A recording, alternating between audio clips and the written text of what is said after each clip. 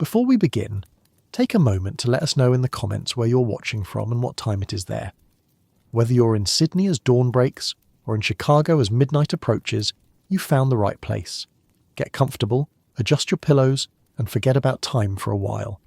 The Romans didn't invent their gods. They borrowed them, adapted them, and made them their own in ways that would last millennia. What started as simple agricultural spirits watching over fields and doorways evolved into a vast pantheon that mirrored an empire, complex and contradictory, beautiful and brutal, speaking to something fundamental about how humans understand the universe and their place in it. Over the next 2 hours, we'll trace this evolution from the earliest days when Rome was just villages on 7 hills, through the Republic and Empire, to Christianity's eventual dominance and beyond. We'll meet gods who demanded blood, heroes who defied fate, and mortals who became divine. These aren't just stories. They're windows into how an entire civilization understood existence, morality, and the thin boundary between human and divine. There's no rush here. We'll take our time with the most fascinating tales, the ones that have endured because they touch something true about human nature. Let your breathing slow. Let your mind wander through these ancient narratives. If sleep comes, welcome it. The gods and heroes will still be here when you return. In the beginning, before temples and priests and elaborate mythologies, the Romans worshipped noumena. These weren't gods with personalities and stories. They were powers, presences felt rather than seen. Every place had its genius loci, its spirit of place. Every doorway had Janus watching both directions. Every hearth had Vesta keeping the fire alive. These weren't beings you could anger or please through complex rituals. They simply were, part of the landscape itself. The early Romans were farmers, and their religion reflected this. They had gods for every stage of agriculture, every aspect of the growing season. Consus protected stored grain. Pomona watched over fruit trees. Robigus prevented crop disease, particularly rust on wheat. These deities received simple offerings at appropriate times. A farmer might pour wine on the ground before planting or leave grain at harvest. The relationship was transactional and practical. But as Rome grew, absorbing neighbouring peoples through conquest and alliance, the simple agricultural spirits weren't enough. The Etruscans to the north had sophisticated religious practices with augury and elaborate temples. The Greeks to the south had their rich mythological tradition with gods who acted like immortal humans, loving and hating, scheming and fighting. The Romans, practical as always, borrowed from both. The process wasn't systematic. There was no moment when Roman religion was redesigned. Instead, over centuries, the old spirits acquired personalities, stories, and Greek names. Jupiter, who may have started as a sky god associated with weather, became conflated with Zeus, gaining all of Zeus's mythology. Juno absorbed Hera's stories. Mars, an agricultural deity associated with spring and warfare, took on Ares's warlike characteristics while keeping his Roman importance. This syncretism, the blending of different religious traditions, would become characteristic of Roman religion. The Romans were remarkably tolerant of other people's gods. When they conquered a territory, they often adopted local deities, either identifying them with Roman gods or simply adding them to the pantheon. This wasn't generosity. It was strategy. If you honoured someone's gods, you could claim those gods now protected Rome too. Jupiter Optimus Maximus, Jupiter the best and greatest, became Rome's primary deity. His temple on the Capitoline Hill was the religious centre of the city. Generals returning from victory would process to this temple to offer thanks. New consuls took office there. The Capitoline Triad, Jupiter, Juno and Minerva, represented the state itself. To dishonour these gods was to threaten Rome. The mythology surrounding Jupiter mirrored Zeus's stories closely. He was king of the gods, wielder of thunderbolts, husband of Juno but notorious for affairs with mortals and goddesses alike. His children populated the pantheon and the ranks of heroes. His will shaped fate, though even he couldn't overturn what the fates had decreed. This tension between divine power and cosmic order would run through Roman mythology. Juno, queen of the gods, was goddess of marriage and childbirth, protector of women, and patron of the Roman state.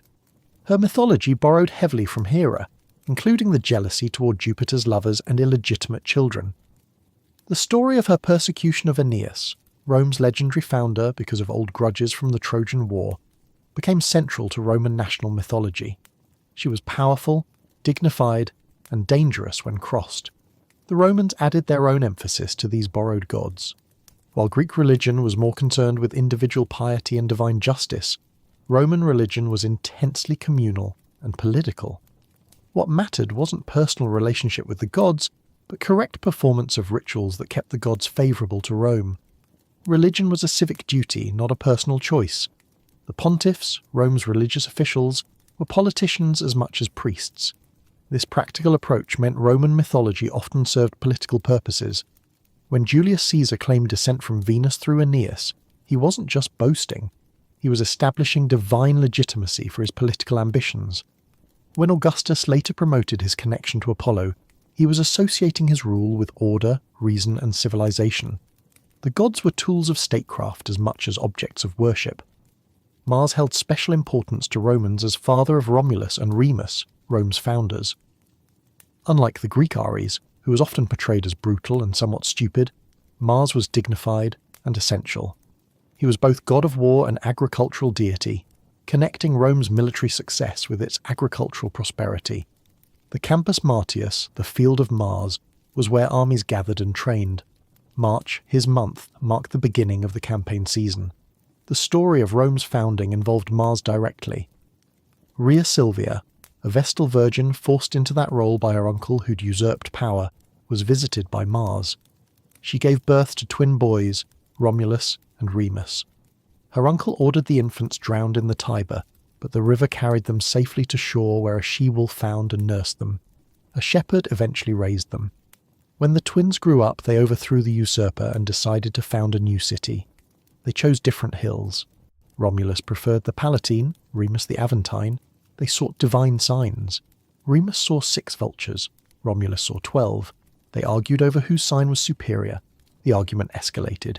Remus mockingly jumped over the low walls Romulus was building. Romulus killed him, declaring that thus would die anyone who leapt over Rome's walls.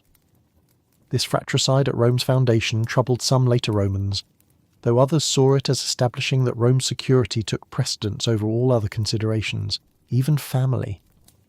Romulus went on to populate his city by creating an asylum where outlaws and fugitives could find refuge. He solved the problem of too few women through the abduction of the Sabine women during a festival, which led to war with the Sabines that was eventually resolved through the women's intervention. Romulus ruled for decades before disappearing during a sudden storm. Some said he was taken up to heaven and became the god Quirinus. Others whispered that the senators, tired of his increasingly authoritarian rule, had murdered him and dismembered his body, each taking a piece hidden under their togas. The truth was lost to history, but the story of deification, a mortal becoming divine, would recur. The rape of the Sabine women, as it's traditionally called, was whitewashed in later Roman retellings.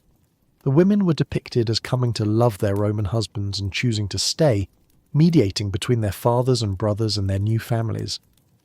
This transformation of abduction into a founding moment of social cohesion served Roman purposes, justifying their methods of expansion through a mythological precedent. Venus held unique importance in Roman mythology beyond her role as goddess of love and beauty borrowed from Aphrodite. She was Venus Genitrix, Venus the mother, ancestress of the Roman people through her son Aeneas. The Julian family, which included Julius Caesar and Augustus, claimed direct descent from her, making her politically significant. Temples to Venus were political statements as much as religious sites. The story of Aeneas, told definitively by Virgil in the Aeneid written during Augustus's reign, became Rome's national epic. Aeneas was a Trojan prince, son of Venus and the mortal Anchises. When Troy fell to the Greeks, Aeneas escaped, carrying his elderly father on his back and leading his young son by the hand, holding the household gods. His wife Creusa was lost in the chaos, appearing to him as a ghost to tell him his destiny lay in Italy. Aeneas's journey to Italy took years, paralleling Odysseus's wanderings but with a crucial difference. Where Odysseus fought to return home, Aeneas was seeking a new home, following fate's decree. He stopped in Carthage, where Queen Dido fell deeply in love with him. He considered staying, abandoning his destiny for love, but Jupiter sent Mercury to remind him of his duty. Aeneas left, and Dido, heartbroken and feeling betrayed, took her own life, cursing Aeneas and his descendants. Her curse explained the historical enmity between Rome and Carthage. This story mattered to Romans because it connected them to the Greek heroic age while establishing Rome's foundation as divinely ordained. It also promoted Roman values: duty over personal happiness, destiny over individual choice, piety toward the gods above all else. Aeneas was pious Aeneas, dutiful Aeneas, the model Roman even before Rome existed. When Aeneas finally reached Italy, he found it inhabited by various tribes. Latinus, king of the Latins, welcomed him and offered his daughter Lavinia in marriage. But Lavinia had been promised to Turnus, king of the Rutuli. War followed. Venus supported her son. Juno, still holding grudges from the Trojan War, supported Turnus. The war was brutal, with heroes falling on both sides, until finally Aeneas killed Turnus in single combat, despite Turnus's pleas for mercy. The Aeneid ends there, but the myth continues. Aeneas founded Lavinium, married Lavinia, and ruled the combined Trojans and Latins. His son Ascanius, also called Iulus, founded Alba Longa. Generations later, this line would produce Romulus and Remus, completing the connection between Troy and Rome. This genealogy served multiple purposes. It made Rome ancient, connecting it to the heroic age. It explained Roman conflicts with other powers as continuation of ancient enmities. It provided divine legitimacy through Venus, and it offered a foundational narrative different from Athens' claim to autochthony, being born from the earth itself. Rome was founded by survivors, refugees who persevered despite losing everything. This resonated with Romans who saw themselves as tough, practical, and destined for greatness. Mercury, messenger of the gods, guide of souls to the underworld, patron of merchants and thieves, was especially popular in everyday Roman life. Unlike Jupiter or Mars, who were distant and official, Mercury appeared in common prayers and offerings. Merchants prayed to him for profit. Travellers prayed for safe journeys. Even thieves had their patron in Mercury, who'd stolen Apollo's cattle as an infant in the Greek myths Romans adopted. Mercury's mythology borrowed entirely from Hermes, including the infancy stories and his role as divine messenger. But Romans emphasized his commercial aspects, fitting their practical nature. The Temple of Mercury in Rome was located near the Circus Maximus, where commerce and entertainment mixed. His festival in May involved merchants sprinkling water from his sacred spring on their goods and themselves, asking for honest profit. Neptune, god of the sea, borrowed Poseidon's mythology, but mattered less to Romans than to Greeks. Rome was not primarily a naval power initially, though this changed as the empire expanded.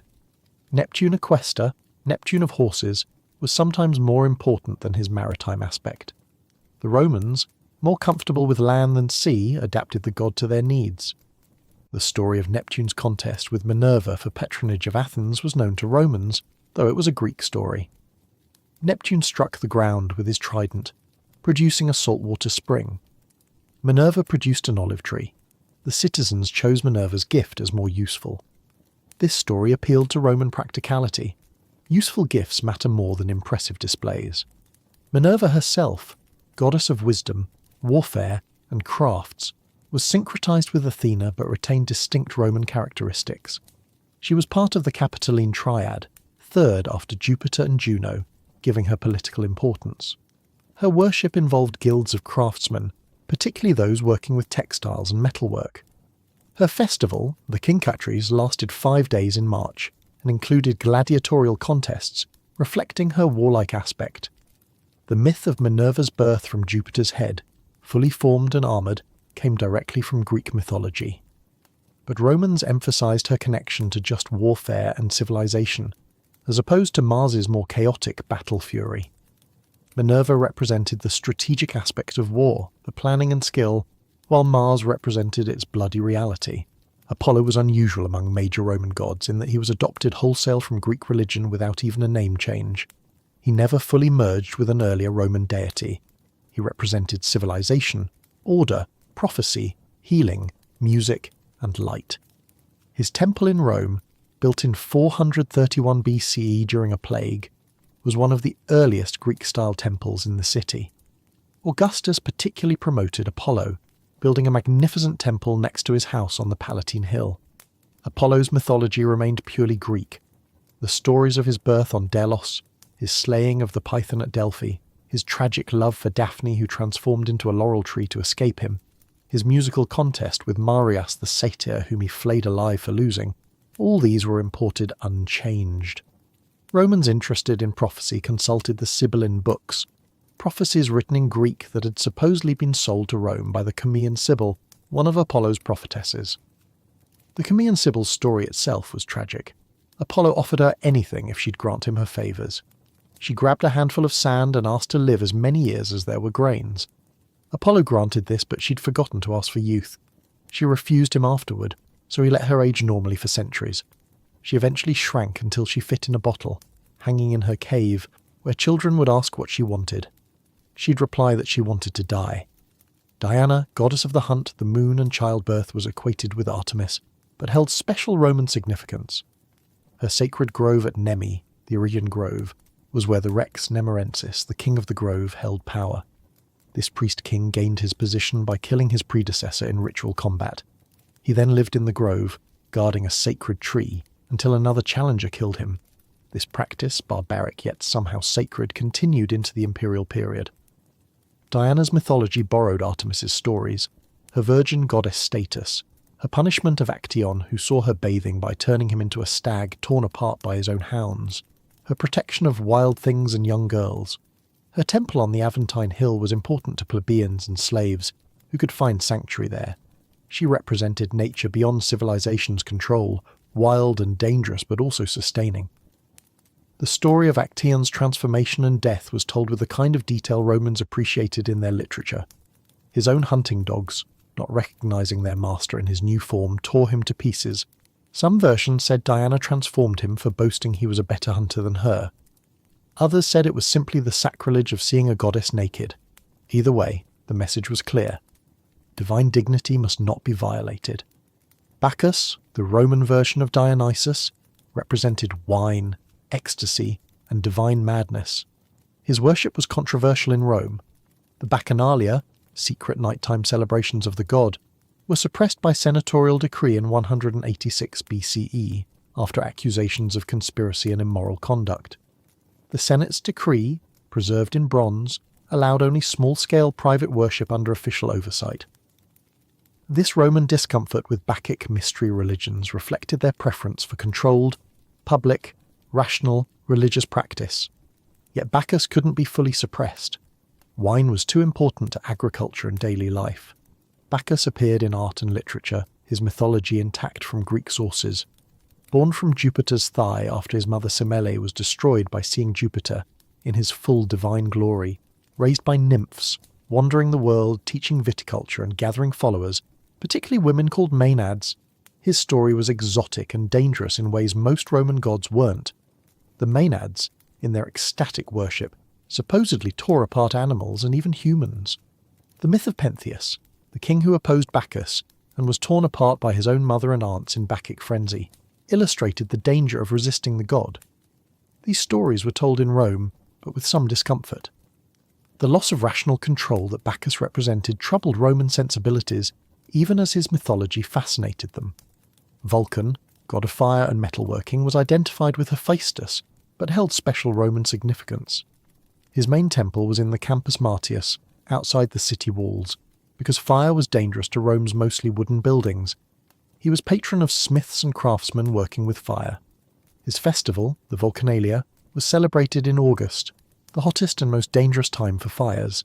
Vulcan's mythology as the ugly, lame god married to beautiful Venus who cheated on him with Mars came directly from Greek sources. The story of Vulcan trapping the adulterous couple in an unbreakable net and displaying them to the other gods was well known. So was his creation of Pandora, the first woman, as punishment for Prometheus's theft of fire. These stories fit Roman appreciation for craftsmanship and wariness about women. The more distinctly Roman aspect of Vulcan was his association with volcanic activity, particularly Mount Etna, where his workshop was supposedly located. The Vulcani, volcanic islands in the Tyrrhenian Sea, were named for him. Romans, living in a geologically active region, personifying and deifying volcanic power made practical sense. Offering sacrifices to prevent eruptions was prudent religion. Ceres, goddess of agriculture and grain, was identified with Demeter, and gained Demeter's mythology about the abduction of her daughter Proserpina by Pluto, god of the underworld. This myth explained the seasons. When Proserpina was in the underworld with her husband, Ceres mourned and nothing grew. When Proserpina returned for half the year, Ceres's joy brought spring and summer. The Eleusinian mysteries, sacred rites connected to Demeter and Persephone in Greece, had some equivalent in Rome, though details were secret. What's clear is that Ceres's worship was connected to plebeians and the grain supply. Her temple was a centre for plebeian activities. The aediles in charge of the grain supply were associated with her worship. Threatening Rome's grain supply was sacrilege against Ceres. The abduction of Proserpina was told in Roman versions with the addition of Venus as instigator. Venus, wanting to extend her power into the underworld, had Cupid shoot Pluto with an arrow, making him fall in love with Proserpina. This added element fit Roman understanding of Venus's reach extending everywhere, even into death's domain. Pluto himself, ruler of the underworld, was Hades by another name. Romans preferred Pluto, meaning wealthy, because it referenced the underground wealth of mines and because speaking the actual name of the god of death seemed unlucky. His realm, also called Pluto, was where all the dead went, divided into different sections based on virtue or sin. The Roman underworld, borrowed from Greek conceptions, had various regions. The Elysian fields were for heroes and the virtuous. Tartarus was for the wicked, where titans were imprisoned and where notorious sinners faced eternal punishment. The asphodel meadows were for ordinary souls who'd done neither great good nor evil. The Styx, the river of hatred, formed the boundary. Charon the ferryman carried souls across for a fee, which is why Romans placed coins on the dead's eyes or mouths. The judges of the dead, Minos, Rhadamanthus and Aeacus, determined each soul's destination. Three-headed Cerberus guarded the entrance, allowing all to enter but none to leave. The geography was elaborate, borrowed largely from Greek sources but becoming definitively Roman through Virgil's description in the Aeneid, when Aeneas descends to the underworld to meet his father's shade. This underworld journey, the catabasis, was a common mythological motif. Orpheus descended to retrieve his wife Eurydice, playing music so beautifully that Pluto and Proserpina agreed to let her return on the condition that Orpheus not look back until they reached the surface. He looked back. She vanished forever.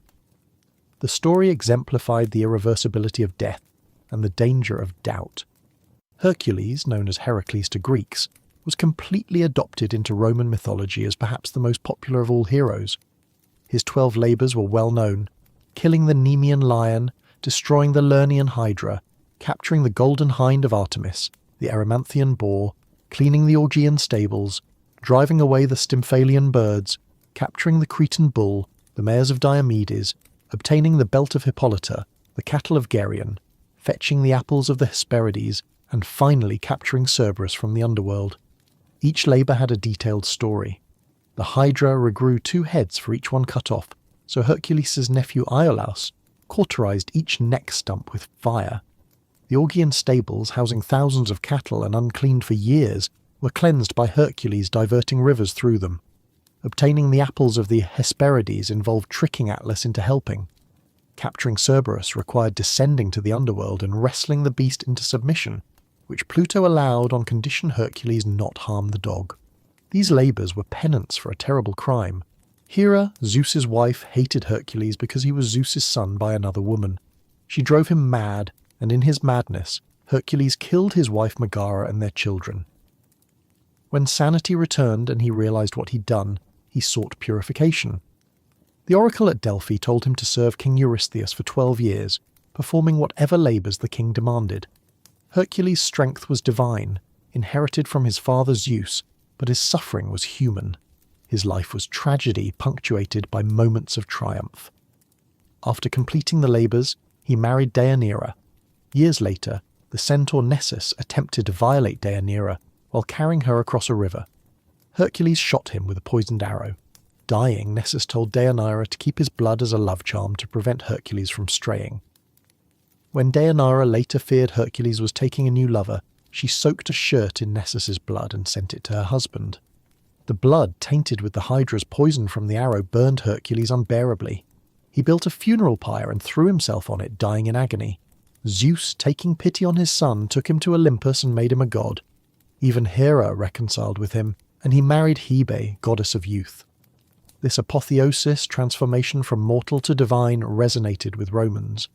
Julius Caesar was declared divine after his assassination. Augustus and subsequent emperors were deified after death. The concept of worthy mortals becoming gods through their deeds aligned with Roman values of achievement and glory.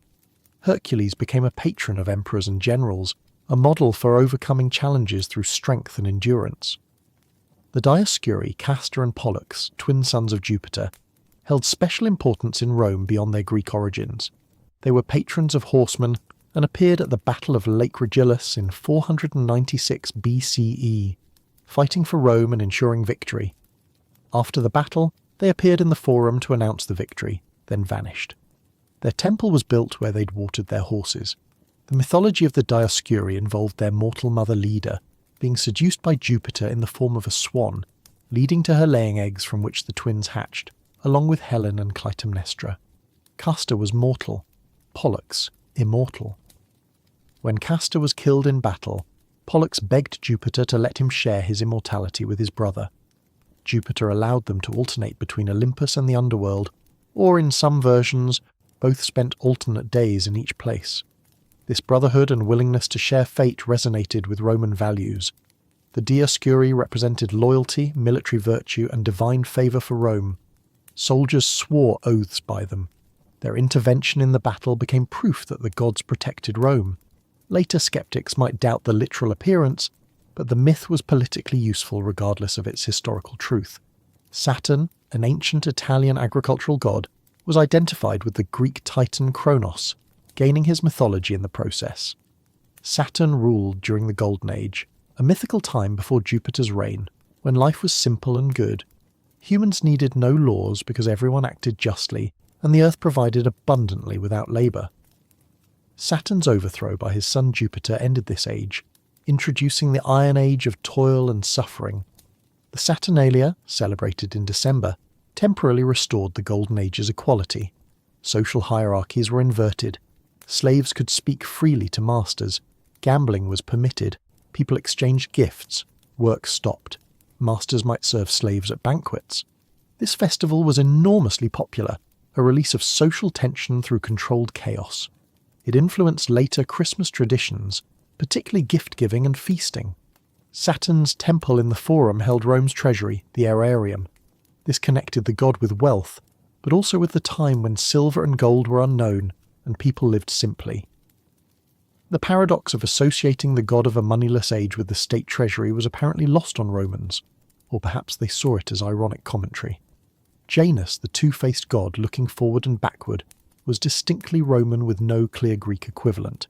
He was god of beginnings, endings, transitions, doorways, gates, and passages.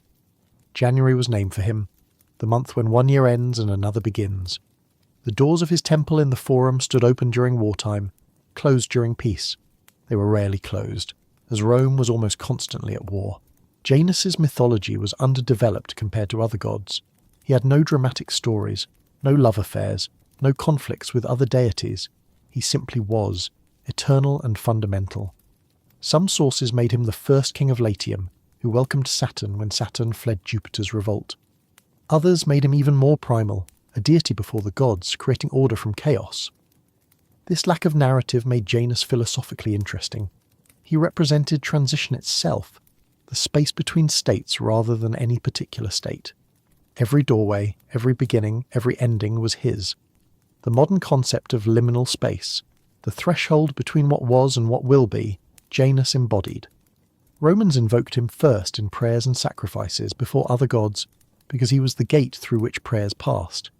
Vesta, goddess of the hearth and home, had her worship centred on the perpetual fire tended by the Vestal virgins. These priestesses, selected as children from aristocratic families, served for 30 years under vows of chastity. They tended Vesta's sacred fire in her round temple in the Forum. If the fire went out, it portended disaster for Rome. The Vestals also kept sacred objects, including the Palladium, supposedly brought by Aeneas from Troy. The Vestals' unique position gave them privileges and burdens. They could own property, make wills, and weren't subject to their father's authority. They had front-row seats at public events. Prisoners being led to execution were freed if they encountered a Vestal. but their vows were absolute. A Vestal who violated her chastity was buried alive, and her lover was beaten to death. This actually happened occasionally, particularly when Rome faced disasters that were blamed on religious impiety. The mythology of Vesta borrowed little from Hestia, her Greek equivalent, who had almost no myths despite being one of the original Olympians. Vesta's importance was ritual rather than mythological. She represented the home's centre, the fire that cooked food and provided warmth and light, the continuity of family and state. In a city constantly threatened by fire, tending an eternal flame was both practical and symbolic. The Penates and Lares were distinctly Roman deities, household gods that every family worshipped. The Penates protected the storeroom and family property. The Lares, originally agricultural deities of cultivated fields, became household protectors, particularly associated with crossroads and boundaries. Every home had a lararium, a shrine where the family made daily offerings to these gods. These household deities had no elaborate mythology. They were personal and intimate, part of daily life rather than grand cosmic forces. Yet they were taken seriously. The paterfamilias, the male head of household, conducted these domestic rituals, and performing them correctly was considered essential to family prosperity. This domestic religion existed alongside public state religion, equally important in its own sphere. The concept of the genius, a person's guardian spirit or divine nature, was uniquely Roman. Every man had his genius, every woman her Juno. Celebrating birthdays involved honouring one's genius. The genius of the paterfamilias received worship from the household. The emperor's genius became an object of public cult, a way of honouring the ruler without quite declaring him divine during his lifetime. This personal divinity reflected Roman ideas about identity and virtue. Your genius represented your essential nature, your potential, your destiny. Betraying your own character was betraying your genius. Living up to your potential was honouring him. This made moral failings not just ethical lapses but religious offences against your own divine aspect. Fortuna, goddess of fate and luck, embodied the randomness that Romans, despite their attempts at control and order, recognised shaped life. She was often depicted with a cornucopia, pouring out blessings, but also with a rudder, steering fate and standing on a sphere or wheel, showing how fortune constantly changed. She was blindfolded, dispensing luck without regard to merit. Fortuna's mythology was minimal. She had various epithets and aspects: Fortuna Redux for safe returns, Fortuna Virilis for women seeking men's favour, Fortuna Primigenia at Praeneste, where an oracle prophesied futures. She represented what couldn't be controlled or predicted, the role of chance in success or failure.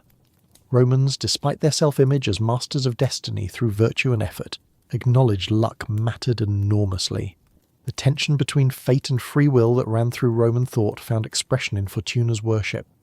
Were lives predetermined or shaped by choice? The answer seemed to be both. Fate set general contours, but individual action mattered within those limits. Fortuna could be propitiated through worship, but never fully controlled. This uncomfortable ambiguity was more honest than claiming complete control or absolute predestination. The myths surrounding Rome's kings after Romulus blended history and legend in ways now impossible to disentangle. Numa Pompilius, the second king, was said to receive wisdom from the nymph Egeria, whom he met at a sacred grove. Numa established Rome's religious calendar and many rituals. Whether he actually existed or was invented to explain religious institutions, his stories made Rome's elaborate religious practices seem ancient and divinely inspired. Tullus Hostilius, the third king, was a warrior who destroyed Alba Longa after its champion lost to Rome's champion in the famous combat of the Horatian Curiatiae. Ancus Marcius expanded Rome and built the first bridge across the Tiber. These kings were probably historical, but their deeds were surrounded by mythological elements, particularly divine signs and omens justifying their actions. Tarquinius Priscus, an Etruscan who became Rome's fifth king, introduced Etruscan religious practices including augury and the triumph ceremony. Servius Tullius, possibly a slave's son who rose to kingship, reformed Rome's social and political structures. These kings showed Rome absorbing external influences while maintaining distinctive identity, a pattern that would characterize the city's entire history. The last king, Tarquinius Superbus, Tarquin the Proud, was a tyrant whose overthrow led to the Republic's founding. The trigger was the actions of his son Sextus, who violated Lucretia, a virtuous noblewoman. Lucretia told her husband and father what happened, asked them to avenge her honour, then took her own life. Her kinsman, Lucius Junius Brutus, led the revolt that expelled the Tarquins and established republican government. This story, mythologized heavily over centuries, served multiple purposes. It explained why Rome became a republic. It illustrated Roman values, Lucretia's virtue and tragic fate, Brutus's putting public good over personal ties, the superiority of liberty to tyranny. Whether historical or not, it shaped Roman self-understanding for centuries. Romans dated their history from the consulship, the first year of the Republic, not from Rome's founding. The transition from mythological kings to the Republic didn't end Rome's mythological production. Heroes of the early Republic became legendary, Horatius Cocles defending a bridge single-handedly against Lars Porsena's army, Gaius Mucius Scaevola putting his hand in fire to prove Roman courage, Cloelia escaping Etruscan captivity by swimming the Tiber. These stories blended history and myth, creating models of Roman virtue. The myth of Cincinnatus, the farmer called from his plough to become dictator in crisis, who defeated Rome's enemies and then returned to his farm rather than keeping power, epitomized Roman ideals of civic virtue and simplicity. Whether Cincinnatus existed as described, his story became archetypal. George Washington consciously modelled himself on Cincinnatus when resigning his military command after the Revolutionary War. These Republican heroes demonstrated Roman values more effectively than abstract philosophy. Courage, duty, self-sacrifice, honour, simplicity. These weren't just admired traits. They were embodied in stories that every Roman knew. The line between myth and history blurred deliberately, because what mattered was the moral example, not the historical accuracy. As Rome expanded, its mythology expanded too. Each conquered territory brought new gods who were either identified with existing Roman deities or added to the pantheon. When Rome conquered Egypt, Isis became popular, though never fully official. Her mystery cult, promising rebirth and redemption, attracted many Romans dissatisfied with traditional religion's transactional nature. Isis represented something different, a goddess who cared about individual souls. The cult of Cybele, the Great Mother from Phrygia, was officially brought to Rome during the Second Punic War. The Sibylline books prophesied that Rome would defeat Hannibal if the goddess was brought from Pessinus. A sacred black stone representing Cybele was transported to Rome with great ceremony in 204 BCE. Her worship involved ecstatic celebrations and priests called Galli, who had undergone voluntary removal of their male organs in devotion to the goddess. This practice horrified traditionally minded Romans. Roman citizens were forbidden from becoming Galli. The goddess's worship was confined to her temple on the Palatine Hill, and her foreign priests conducted the rites. Yet she remained in Rome, her worship growing more popular over time. The contradiction between official distaste and popular devotion showed the tension in Roman religion between control and genuine religious feeling. The mythology of Cybele involved Attis, a beautiful young shepherd who was loved by the goddess. Various versions explained his death differently. In some, he was killed by a boar sent by Zeus. In others, he was driven mad by Cybele and removed his own male organs before bleeding to death. The goddess, grieving, brought him back to life, or at least made him immortal. His death and resurrection were celebrated annually, prefiguring later Christian themes. Mithras, a god whose worship spread through the Roman military, had Persian origins but was transformed by Roman practice. Mithraic temples were underground caves, called Mithraea, where initiates underwent 7 levels of initiation. The central image was Mithras slaying a bull, from whose blood all life emerged. The mysteries were secret, open only to men, and extremely popular among soldiers. Mithric mythology involved Mithras being born from rock, capturing and sacrificing the primordial bull, ascending to heaven where he continued protecting his followers. The religion promised salvation and immortality through proper initiation and moral living. The similarities to Christianity are striking, and early Christians sometimes accused Mithraism of being a demonic imitation of their faith, though Mithraism was actually older in the Roman world. The appeal of these mystery religions showed that traditional Roman religion, focused on public ritual and state protection, didn't satisfy all spiritual needs. People wanted personal relationships with divinity, promises of life after death, moral guidance beyond civic duty.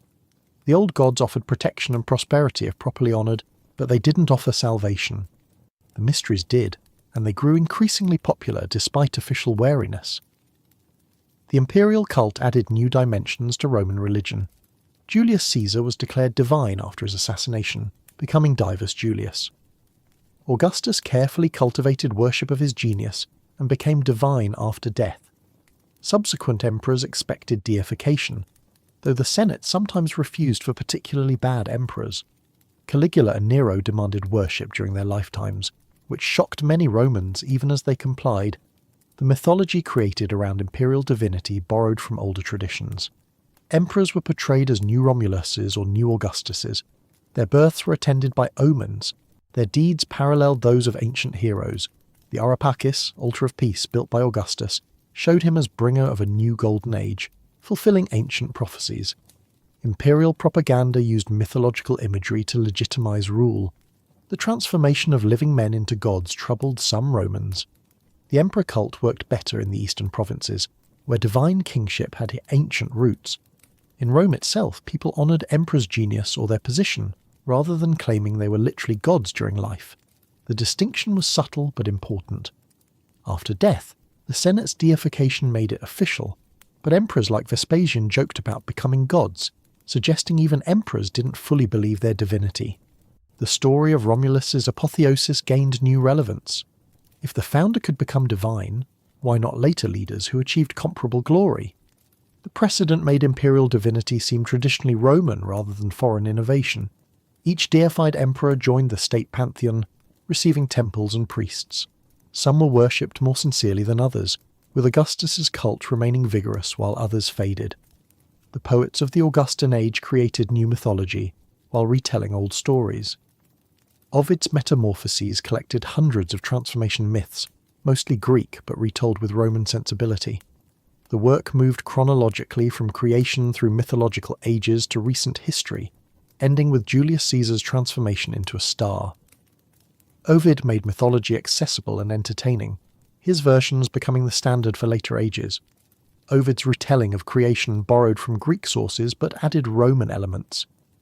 In the beginning was chaos, then a god, he's vague which one, brought order. Earth, sky, and sea were separated. Humans were created either by Prometheus from clay or born from earth itself. The ages of mankind declined from golden to silver to bronze to iron, mirroring Hesiod, but with Roman interpretation. The gods in Ovid's work were capricious, lustful, and often cruel. Jupiter's constant affairs drove the plots of countless stories. Apollo pursued Daphne until she transformed into a laurel tree. Pan chased Syrinx until she became reeds, which he fashioned into his pipes. These were not moral tales, but entertainment, though moralists tried to extract lessons from them. The story of Pyramus and Thisbe, told by Ovid, may have inspired Shakespeare's Romeo and Juliet. The young lovers, forbidden to marry, spoke through a crack in the wall between their houses. They planned to meet at Ninus's tomb. Thisbe arrived first, saw a lion with bloody jaws from a recent kill, and fled, dropping her cloak. The lion mauled the cloak. Pyramus arrived, saw the bloodied cloak, assumed Thisbe was dead and killed himself. Thisbe returned, found Pyramus dead, and took her own life. Their blood stained the mulberry tree's white fruit dark red forevermore. These transformation stories, metamorphoses, explained natural phenomena while exploring themes of desire, loss, and change. Why do echoes exist? Because the nymph Echo was cursed by Juno to only repeat others' words, then fell in love with Narcissus, who only loved himself. She wasted away until only her voice remained. Why do Narcissus flowers grow by water? Because Narcissus, staring at his reflection, couldn't leave and transformed into the flower. The myth of Arachne explained both spiders and the danger of hubris. Arachne was a talented weaver who boasted she was better than Minerva. The goddess challenged her to a contest. Both created magnificent tapestries, but Arachne's depicted the gods' misdeeds and violations of mortals. Minerva, enraged, struck Arachne and destroyed her tapestry. Arachne tried to hang herself, but Minerva transformed her into a spider, condemned to weave forever. These stories were cautionary, showing what happened when mortals challenged gods. Niobe boasted she was superior to Leto because she had 14 children, while Leto only had 2, Apollo and Diana. The divine twins killed all of Niobe's children with arrows. Niobe wept until she turned to stone, still weeping in the form of a rock face with water flowing down. The lesson was clear: respect the gods or suffer. Yet the gods themselves behaved badly. Jupiter's affairs were countless. He transformed into animals to seduce mortal women: a swan for Leda, a bull for Europa, a shower of gold for Danae. These stories were entertaining, but also made the gods seem immoral, driven by desire without constraint. This created philosophical problems that Roman thinkers addressed in various ways. The Stoics, influential in Roman philosophy, interpreted mythology allegorically. The gods weren't literal beings, but representations of natural forces or virtues. Jupiter was divine reason ordering the cosmos. Juno was air. Neptune was water. This allowed educated Romans to maintain traditional religion while believing something quite different from the literal myths. Popular religion and philosophical religion coexisted uneasily. The Epicureans, followers of Epicurus, believed gods existed but were unconcerned with human affairs. They lived in perfect bliss between the worlds, neither answering prayers nor punishing sins. Religion was superstition that created unnecessary fear. This view was subversive to traditional Roman religion, yet it had adherents, including the poet Lucretius, whose De Rerum Natura argued for Epicurean philosophy in Latin verse. The academic skeptics, following Plato's Academy, doubted knowledge itself was possible. They questioned religious claims along with everything else. Cicero, who held this position, wrote dialogues exploring the god's nature from various philosophical perspectives. His De Natura Deorum presented arguments for and against God's existence and nature, without definitive conclusion, suggesting uncertainty about religious truth. Despite these philosophical approaches, most Romans continued traditional practices. Philosophy was for educated elites. Common people worshipped according to custom, making offerings, consulting omens, celebrating festivals. Religion was woven into daily life. You poured wine to the Lares before dinner. You invoked Janus when beginning something. You consulted augurs before major decisions. These practices required no elaborate theology. The augurs, priests who read divine will through bird flights and other signs, held official positions. Their interpretations could invalidate elections or military campaigns. Whether they believed in their methods or used them cynically for political purposes varied by individual. Some probably believed genuinely. Others understood augury as useful fiction maintaining social order. The results were what mattered, not the beliefs behind them. Prodigies, unusual events interpreted as divine warnings, were taken seriously by the Senate. Reports of blood rains, hermaphroditic births, or talking cows prompted official religious responses. The Senate consulted priests, ordered expiatory sacrifices, or held special ceremonies to avert divine anger. Whether these events actually occurred as reported or were misperceptions and exaggerations, treating them seriously maintained religious order and public morale. The Romans encountered peoples with very different religious traditions as their empire expanded. The Druids of Britain and Gaul practiced human sacrifice, which horrified Romans despite their own gladiatorial games. The religions of Germany and Northern Europe, which would eventually be systematically studied by Christians, seemed barbaric. Yet Rome generally tolerated these practices in conquered territories as long as they didn't threaten Roman authority. The Jews presented unique challenges. Their religion was monotheistic, exclusive, and ancient. They refused to worship the emperor or recognize any gods but their own. Romans granted them exceptions to civic religious requirements because their religion was ancestral and thus respectable by Roman standards. This tolerance was tested repeatedly, particularly during the Jewish revolts, but generally Rome accommodated Judaism's distinctiveness. Christianity emerged from Judaism, but without the ancestral legitimacy that protected Jews. Christians refused all traditional worship, considering it demonic. They wouldn't sacrifice to the emperor's genius or to any god except their own. This seemed atheistic to Romans and politically subversive. Christians were blamed for disasters, accused of cannibalism and incest based on misunderstandings of communion, and calling each other brother and sister. The persecution of Christians was sporadic an often local rather than empire-wide policy until the 3rd century. Nero blamed them for Rome's fire in 64 CE and executed many brutally. Pliny the Younger, as governor of Bithynia, wrote to Emperor Trajan asking how to handle Christians. Trajan replied they shouldn't be sought out, but if properly accused and refusing to recant, they should be punished. This established uneasy precedent for the next century. The martyrs' stories became Christian mythology. Saints like Perpetua, Lawrence, Sebastian, and Agnes suffered horrible deaths rather than renounce their faith. These stories paralleled pagan mythology in structure, but with different values. Instead of heroes seeking glory through deeds, martyrs sought heaven through suffering. Instead of gods demanding worship through force, Christ offered salvation through love. The transformation of these martyrs into saints with protective functions mirrored the old gods. St. Christopher protected travellers like Mercury. St. Barbara protected against lightning like Jupiter. The Virgin Mary took on functions of various goddesses, particularly Isis and Cybele. This wasn't intentional syncretism initially, but practical adaptation as Christianity spread among people, still thinking in terms of divine helpers for specific needs. Constantine's conversion in 312 CE, after seeing a vision before the Battle of the Milvian Bridge, transformed Christianity's status. The vision, interpreted as the Christian god promising victory, led Constantine to adopt Christian symbols. His victory gave him control of the Western Empire, and he issued the Edict of Milan in 313, granting religious tolerance to Christians. The mythology around Constantine's conversion grew over time. Later Christians claimed he saw a cross in the sky with the words in this sign, "Conquer."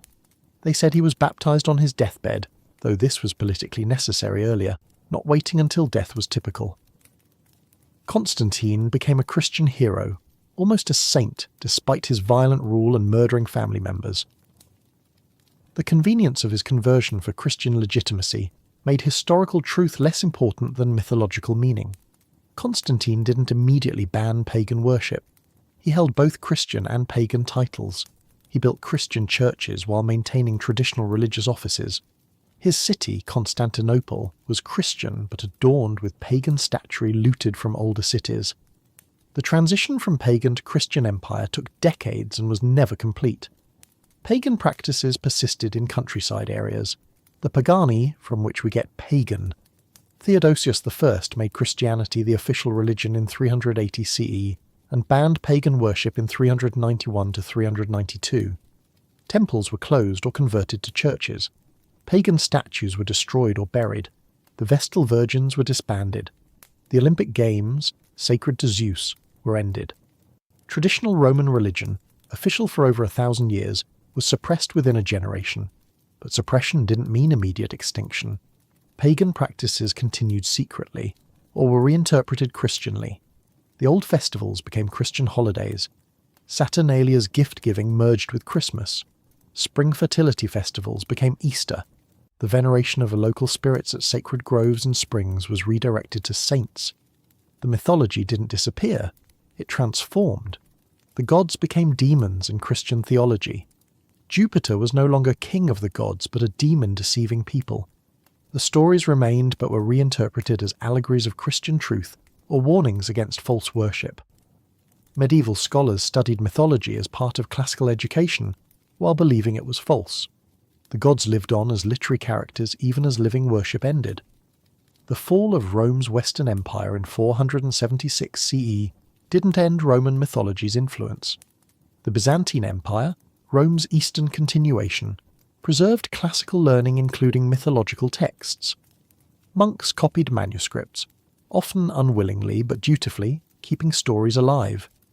Islamic scholars translated Greek and Roman works, which later returned to Europe. The Renaissance rediscovered and celebrated classical mythology, artists painting pagan gods alongside Christian saints. Roman mythology influenced vernacular literature. Dante's Inferno placed pagan characters in his Christian hell, Virgil guiding the poet through the underworld. Medieval romances featured Trojan heroes. The Matter of Rome, stories about classical heroes, formed one strand of medieval storytelling, alongside the Matter of Britain about Arthur and the Matter of France about Charlemagne. The educated classes learned Latin by reading Ovid and Virgil.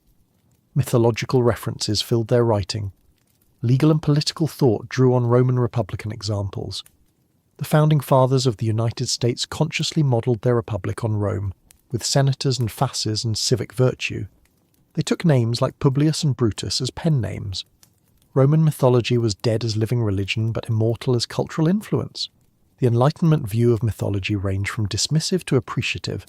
Some saw myths as primitive superstition that reason should discard. Others found philosophical or historical truth encoded in mythological stories. The Romantics embraced mythology as poetry and imagination against Enlightenment rationality. They wrote poems reimagining classical myths with emotional intensity and psychological depth. Modern psychology found new uses for mythology. Freud named the Oedipus complex after the Greek hero who unknowingly killed his father and married his mother. Jung saw myths as expressions of collective unconscious, archetypal patterns appearing across cultures. Joseph Campbell found the hero's journey as universal mythological structure. These psychological interpretations gave mythology new relevance beyond literal belief or literary tradition. Contemporary culture remains saturated with Roman mythology. Planets are named for gods. Months preserve gods' names. January for Janus, March for Mars, May for Maia, June for Juno. Wednesday is Woden's Day, the Germanic equivalent of Mercury. Thursday is Thor's Day, the Germanic Jupiter. Friday is Freya's Day, the Germanic Venus. The gods name our time. Literature and film constantly return to these stories. The Aeneid influences epic films. Orpheus's story is retold in multiple genres. Pygmalion, who sculpted a woman and had Aphrodite bring her to life, inspired Shaw's play and My Fair Lady. These aren't just borrowings. They're recognitions that these stories contain patterns that resonate across cultures and eras. The appeal of Roman mythology partly comes from its humanity. The gods weren't perfect moral exemplars. They were powerful beings with human emotions, desires, and flaws amplified to cosmic scale. This made them relatable even as it made them dangerous. You could understand why Venus was jealous or Mars was angry, because you'd felt those emotions yourself, just with less destructive consequences. The heroes were even more relatable. Aeneas struggled with duty versus desire. Hercules suffered despite his strength. Orpheus lost everything through a moment of doubt. These weren't alien figures. They were us in extreme situations, facing choices and consequences magnified to mythological scale. Their stories offered not moral lessons so much as recognitions of human experience. Roman mythology's darker elements shouldn't be ignored or sanitized. The myths included violence, revenge, and acts we'd now consider criminal. The gods forced themselves on mortals. Heroes committed murders. Mothers killed their children in jealous rages. These stories came from a society with different values, where honour and shame operated by rules foreign to modern sensibilities. Yet the emotions were universal. Medea's rage when Jason abandoned her for a younger woman speaks to anyone who's felt betrayed. Dido's despair when Aeneas left speaks to anyone who's been heartbroken. The Trojan women's grief as their city burned speaks to anyone who's lost everything. The specific circumstances change, but the emotional truth remains.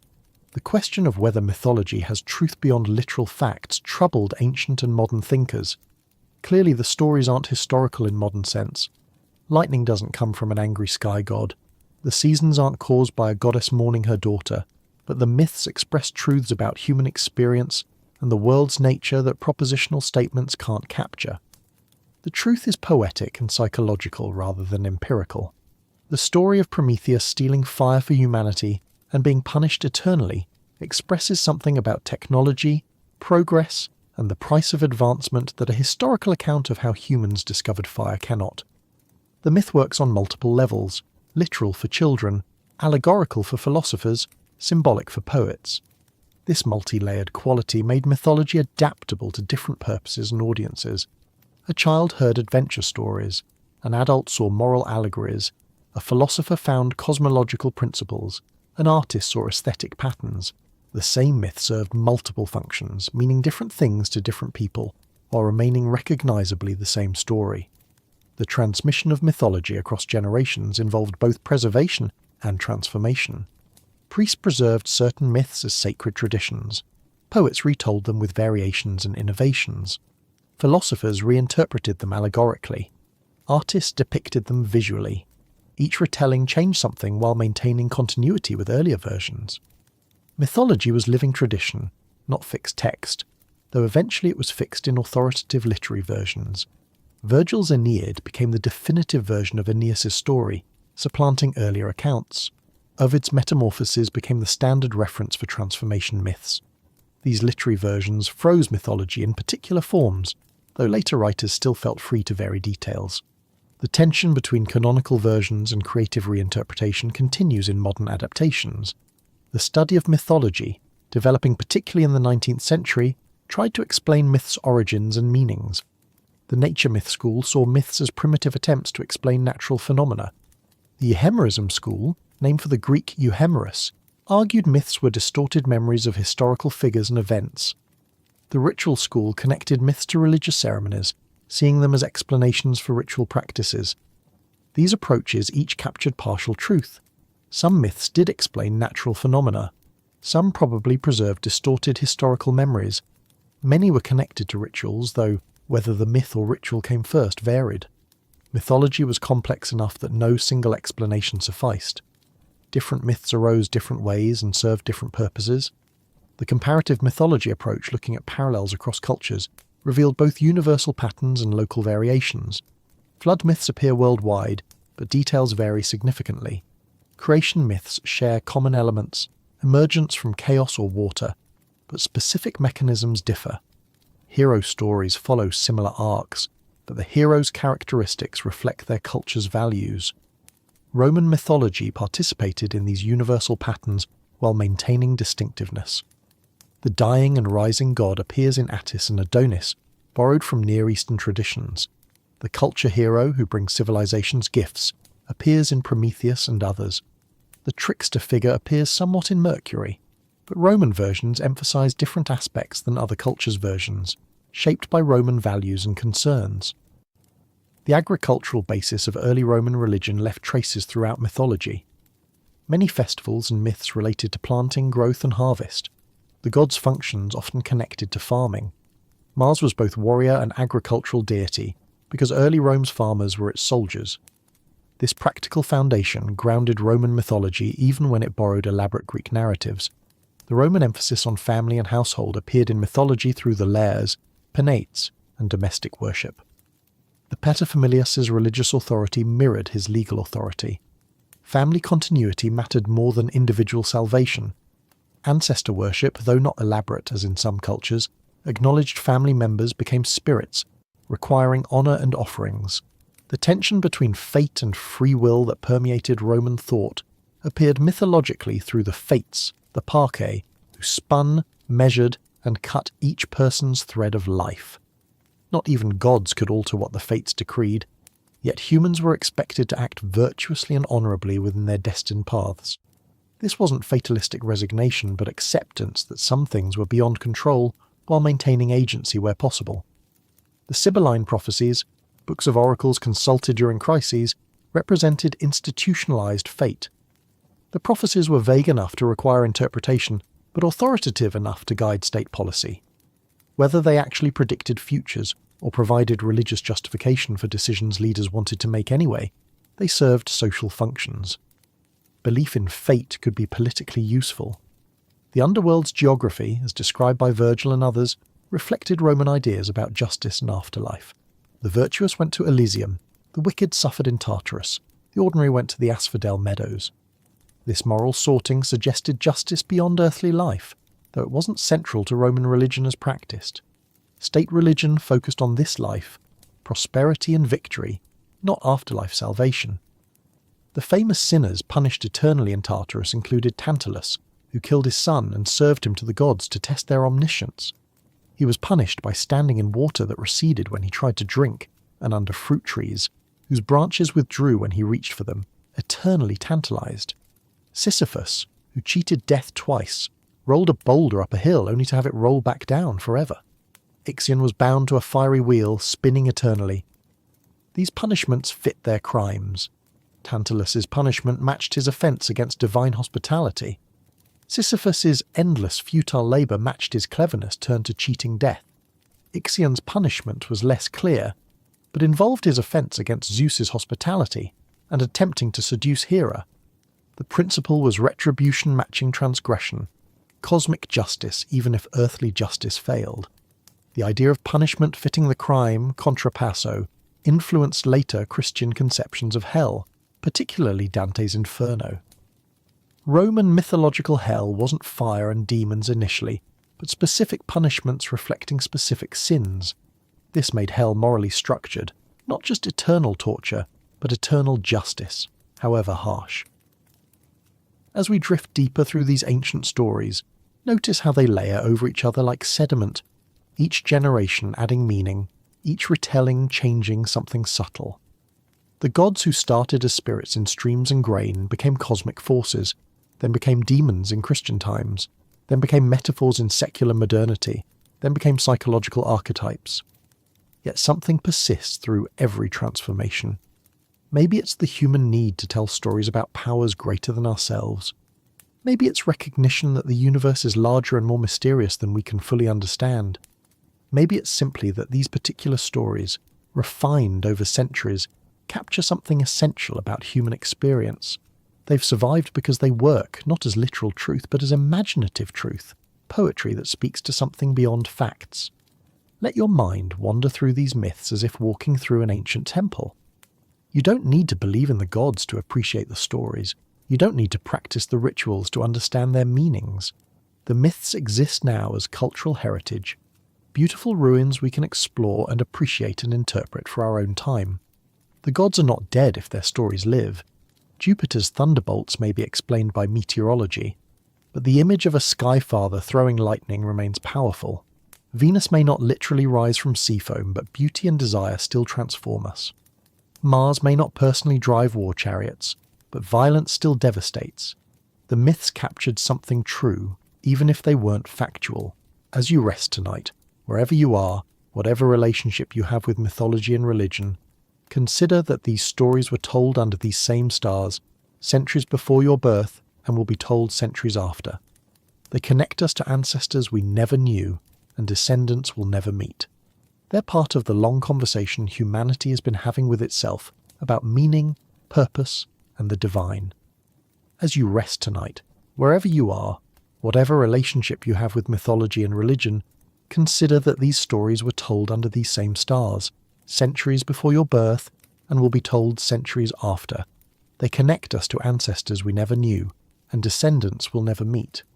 They're part of the long conversation humanity has been having with itself about meaning, purpose, and the divine. The festivals that marked Rome's calendar were mythology brought to life, enacted rather than merely told. The Lupercalia in February involved priests running nearly naked through Rome, striking women with strips of goatskin to grant fertility. The ritual's origins were lost even to the Romans themselves, but it continued for centuries, connecting them to pre-urban past when wolves and shepherds shared the hills. The Perilia in April celebrated Rome's founding and honoured Pales, an obscure deity of shepherds. People leaped through bonfires for purification. The ashes were kept and used in other purification rites throughout the year. This festival connected urban Romans to pastoral roots, a reminder that their empire began with shepherds on 7 hills. The Vestalia in June opened Vesta's temple, usually closed, allowing women to enter and make offerings. This was followed by the temple's ritual cleaning and closing. The sacred fire's maintenance was checked. The festival ended with sweepings from the temple being carried to the Tiber, a purification of sacred space. These acts made tangible the goddess's presence and the Vestal's importance. The Saturnalia in December has been mentioned, but its significance deserves deeper exploration. For 7 days, social order inverted. Gambling was permitted. Slaves could speak freely and were served by masters. People exchanged gifts, particularly wax candles and small figurines. The festival recalled Saturn's golden age when all were equal and life was simple. This temporary equality served as social release valve. By allowing controlled inversion of hierarchy, the festival reinforced normal hierarchy the rest of the year. Slaves knew their freedom was temporary, making permanent freedom less appealing or necessary. Masters showed benevolence, strengthening patronage bonds. The system stabilized itself through sanctioned disorder. The secular games, held supposedly every 110 years to mark a new seculum, a generation, involved 3 days and nights of sacrifices, theatrical performances, and ceremonies. Augustus revived these games in 17 BCE after they'd lapsed, connecting his rule to Rome's renewal. The Carmen Saecula, a hymn composed by Horace, was performed by choruses of boys and girls asking the gods for continued prosperity and victory. These games created collective experience across generations. Few attending had seen the previous games. Few would see the next. The ritual connected past to future, making individuals part of something larger than their lives. This temporal extension, making the present link in a chain, stretching from mythological past to distant future, gave meaning beyond immediate experience. The triumph ceremony granted to victorious generals was mythology performed. The general dressed as Jupiter, face painted red like the god's statue, riding in a chariot through Rome while crowds cheered and captives were paraded. A slave stood behind him whispering memento mori, remember you will die, keeping pride in check. The procession ended at Jupiter's temple with sacrifices. This ritual made the general temporarily divine, or rather, made him represent the god whose favour granted victory. The moment was glorious, but brief. Afterward, the general returned to normal life. The triumph acknowledged his achievement while containing it within ritual framework that prevented him from leveraging military success into permanent political dominance, though this broke down in the late Republic. The gladiatorial games, though not strictly mythological, had religious origins. They began as funeral rites, blood offerings to the deceased spirit. Over time, they became entertainment, but retained religious character. Gladiators dedicated themselves to Mars. Their deaths were sacrifices, their courage honoured. The crowd's judgment, thumbs up or down, was collective divine will deciding who deserved mercy. The amphitheatre was sacred space where life and death played out for the gods and public's amusement. Criminals were executed in elaborate mythological scenarios, literally enacting myths. Someone might be cast as Orpheus and torn apart by bears, another as Icarus, hoisted high then dropped to their death. These weren't just punishments, but performances of mythology, teaching through spectacle what happened when cosmic order was violated. The Venations, hunts of wild animals in the arena, demonstrated Roman power over nature. Lions, bears, elephants, and exotic creatures were brought to Rome and slaughtered by the hundreds. These displays showed that Rome commanded the world's resources and could destroy its most dangerous creatures. The animals represented chaos and wildness that Roman civilization conquered and controlled. These spectacles served multiple functions simultaneously. They entertained the masses, always politically useful. They disposed of criminals and prisoners of war. They demonstrated imperial power and wealth. They provided religious sacrifice and mythological education. They allowed ordinary Romans to witness violence from safety, experiencing vicariously what their soldiers experienced actually. The complexity made them central to Roman culture despite their brutality. The animal associations of various gods influenced how Romans understood those deities. Jupiter's eagle represented his sovereignty and connection to sky. Juno's peacock showed her beauty and pride. Venus's dove signified love and gentleness. Mars's wolf connected him to Rome's founding and wild masculine energy. Minerva's owl represented wisdom, seeing in darkness. These associations weren't arbitrary, but emerged from observed characteristics. Eagles soared highest, closest to heaven. Peacocks displayed magnificent plumage but had harsh calls, beauty and severity combined. Doves mated for life and were gentle. Wolves were fierce but loyal to their pack. Owls hunted at night with extraordinary vision. The animals embodied divine qualities in physical form. The practice of augury, reading divine will through bird flight, connected mythology to daily practice. Augurs observed which way birds flew, what species they were, how many appeared, and their calls. These signs indicated whether the gods favoured an action. Military campaigns, elections, and public business all required favourable auspices before proceeding. The augurs were sceptical about their art, at least privately. Cicero, who was an augur himself, questioned how augurs could look at each other without laughing, knowing the arbitrariness of their interpretations. Yet the system worked socially. It provided religious sanction for decisions, created opportunities to delay or prevent actions, and maintained priestly authority over public life. The haruspices, Etruscan priests who read entrails of sacrificed animals, practiced divination that seemed more scientific. They examined the liver, lungs, and other organs for abnormalities, indicating divine displeasure or favour. Models of bronze livers divided into sections associated with different gods showed how to interpret findings. This practice was ancient, dating to Mesopotamian divination, and Romans took it seriously despite being foreign. The combination of augury and haruspicy gave Romans multiple ways to consult divine will. If one method was ambiguous, another could clarify. If political needs required certain results, interpretation could be adjusted. The flexibility was feature, not bug, allowing religion to serve politics while maintaining appearance of divine guidance. Dreams and visions provided another communication channel with the divine. Important dreams were interpreted by professionals. Artemidorus wrote a comprehensive dream interpretation manual that survives, showing how seriously Romans took dreams. A dream of teeth falling out meant loss of family members. Flying dreams indicated ambition. Dreams of the dead carried messages from the underworld. The myth of Morpheus, god of dreams, son of Somnus, the god of sleep, explained why dreams sometimes reflected reality and sometimes were nonsensical. Morpheus shaped dreams to convey messages. His brothers, Phobator and Phantasus, created frightening dreams and dreams of inanimate objects respectively. The variability of dreams reflected different divine beings, shaping them for different purposes. The prophetic dreams in mythology often drove plots forward. Aeneas received dreams directing him to Italy. Calpurnia dreamed of Caesar's death the night before his assassination. Hannibal reportedly dreamed a divine youth led him toward Rome, destroying everything in his path, taken as Jupiter's approval for his invasion. Whether these dreams actually occurred or were literary devices, they reflected belief that gods communicated through sleep. The oracle at Delphi, though Greek, influenced Roman decision-making. Romans consulted the Pythia, Apollo's priestess, on important matters. Her responses, often ambiguous, required interpretation. The famous story of Croesus asking whether he should attack Persia was told in Rome. The oracle said a great empire would fall if he attacked. He attacked, and his own empire fell. The lesson about oracular ambiguity was well understood.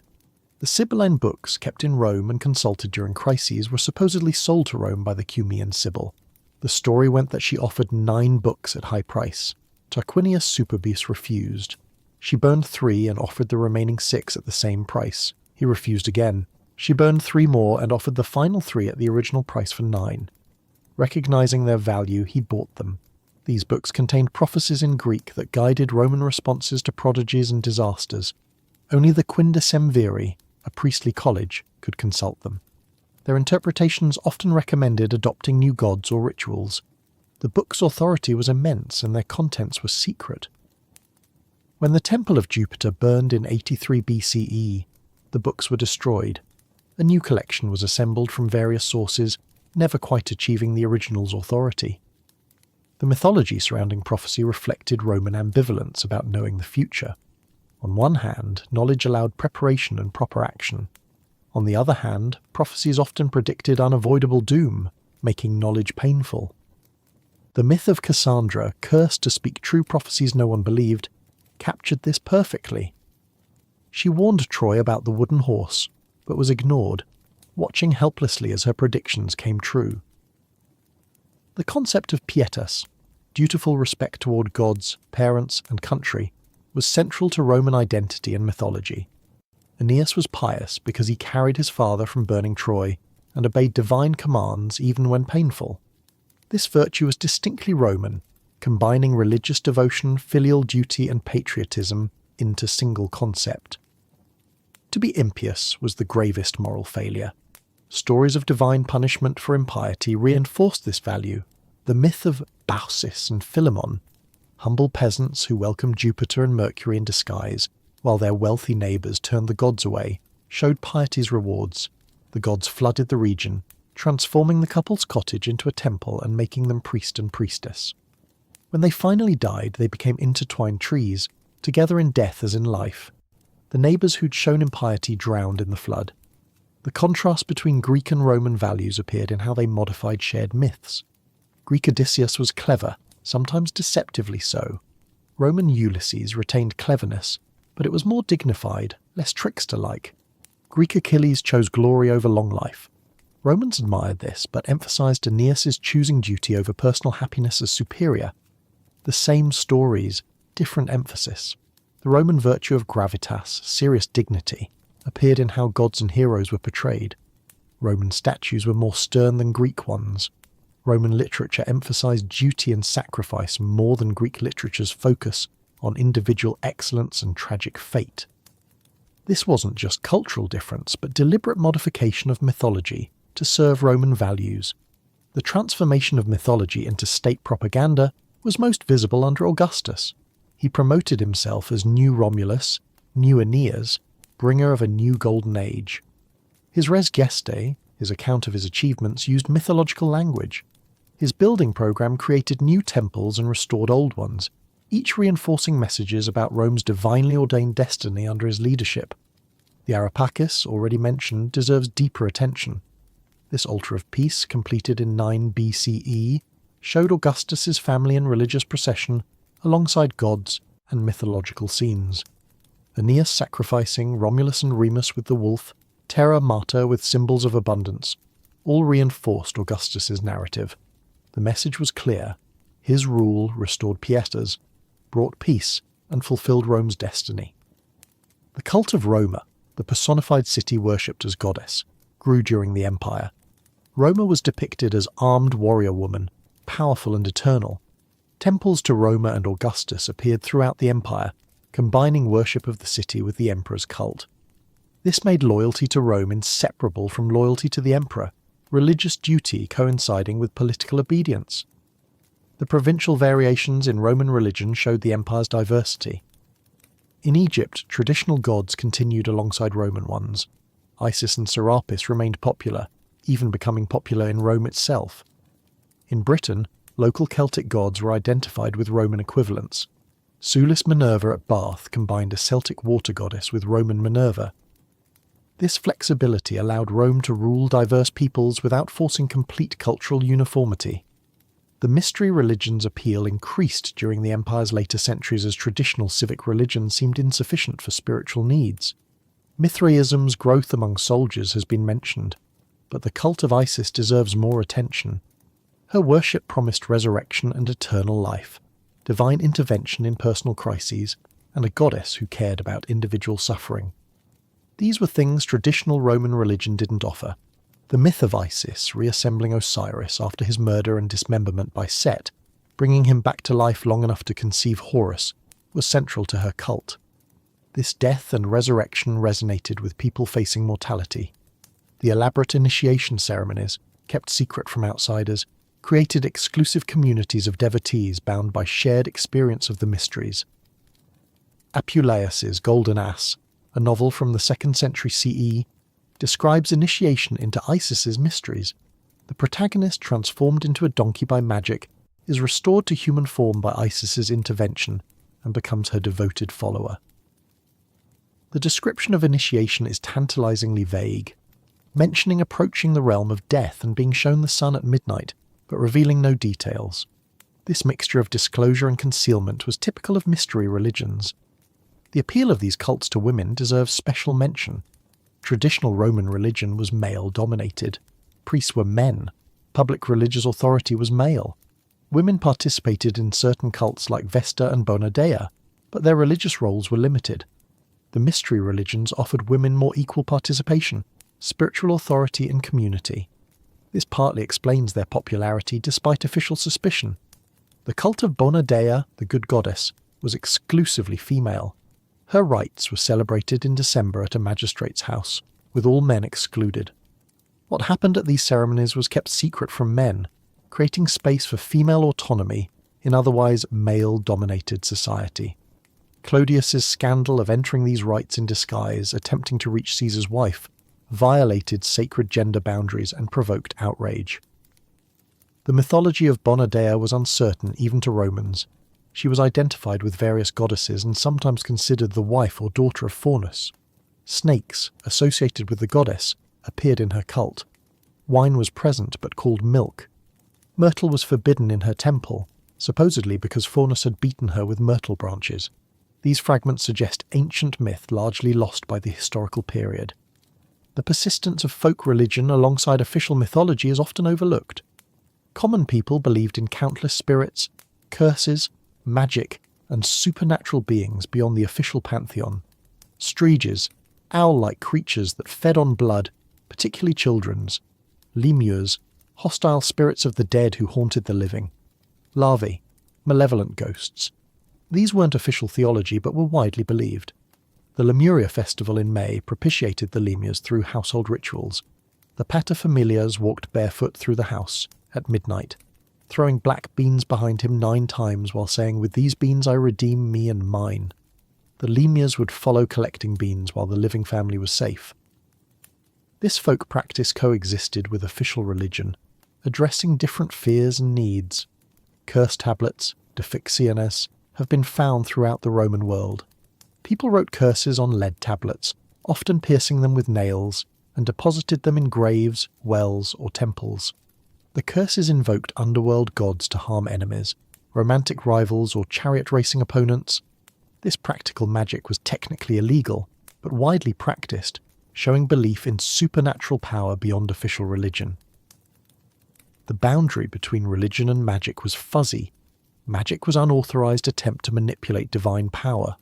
Religion was authorized, communal worship. But the techniques were similar, invoking divine names, performing rituals, making offerings. The difference was social legitimacy, not methodology. A priest performing sacrifice was religious. A private individual cursing an enemy was magical. Context determined category. The mythology of witches, though more developed in other cultures, appeared in Roman sources. Horace described witch Canidia and her associate Sagana performing necromancy in a cemetery. Ovid portrayed Medea using herbs and spells. These weren't mythological figures in the sense of gods and heroes, but represented the dark side of supernatural power, feared and fascinating. The transformation myths Ovid collected often involved divine punishment for human transgressions. Actaeon becoming a stag for seeing Diana bathing, Arachne becoming a spider for challenging Minerva, Niobe becoming stone while weeping for her children, Lycaon becoming a wolf for serving human flesh to Jupiter. These transformations were permanent, turning humans into the things their crimes symbolized. But some transformations were rewards or refuges. Daphne becoming a laurel tree to escape Apollo's pursuit wasn't punishment but salvation. Baucis and Philemon becoming intertwined trees let them remain together forever.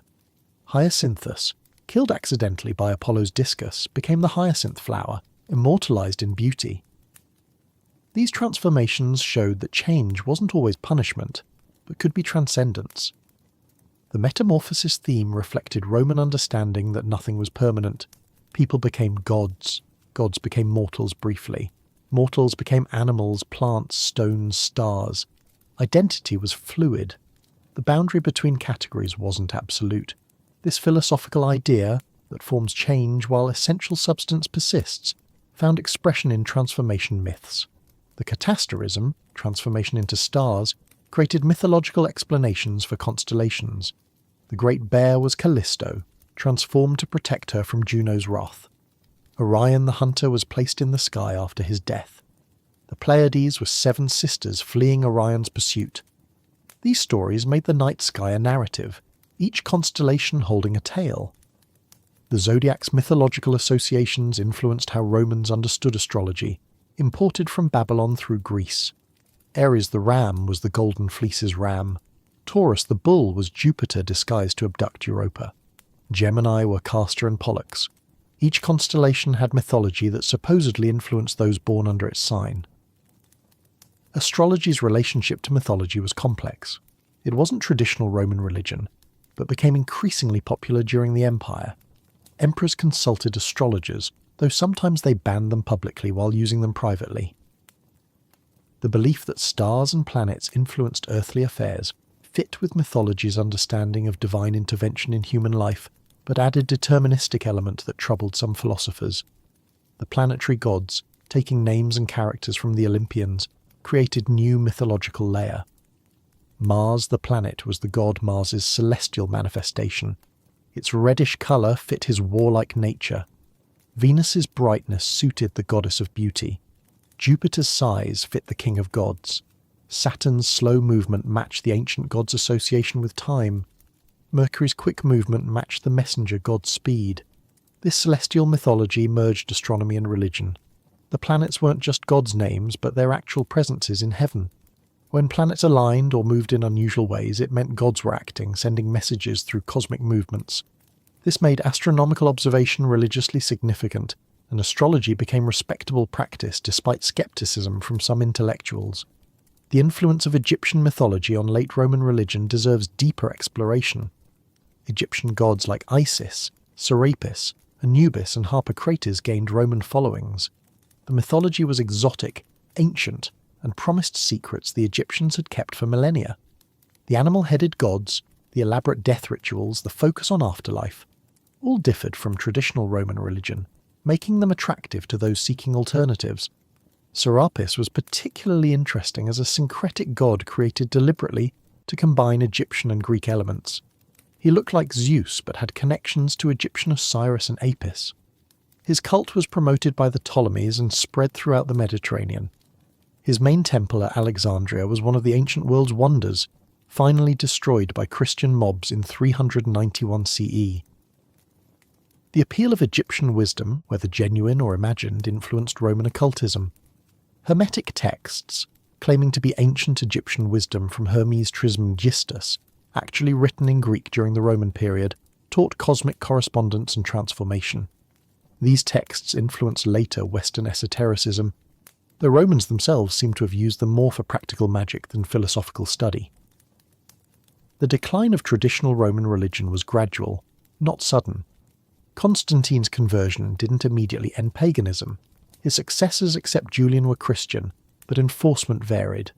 Julian's attempt to restore paganism in the 360s failed, partly because paganism had lost vitality, becoming more philosophical than lived faith for educated classes and incompletely practiced by common people who'd already adopted Christian elements.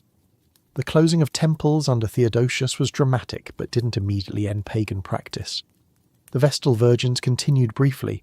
Some temples became churches, maintaining sacred sites but changing their meaning. The statuary was destroyed, buried, or repurposed. The priests lost their positions and influence.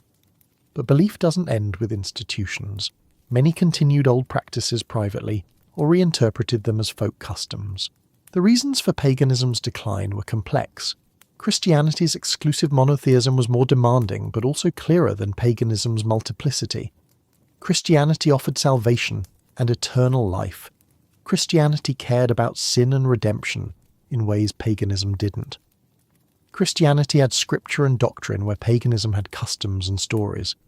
Christianity built community across social classes, while paganism reinforced social hierarchy. But this risks oversimplifying. Paganism provided meaning for millions for centuries. Its decline wasn't inevitable or purely ideological. Christianity gained imperial support. Violence destroyed temples and killed pagan intellectuals. Economic pressures pushed people to convert. The narrative of Christianity triumphant over spent paganism is Christian narrative. Pagans themselves experienced it differently, as loss and persecution of ancestral traditions.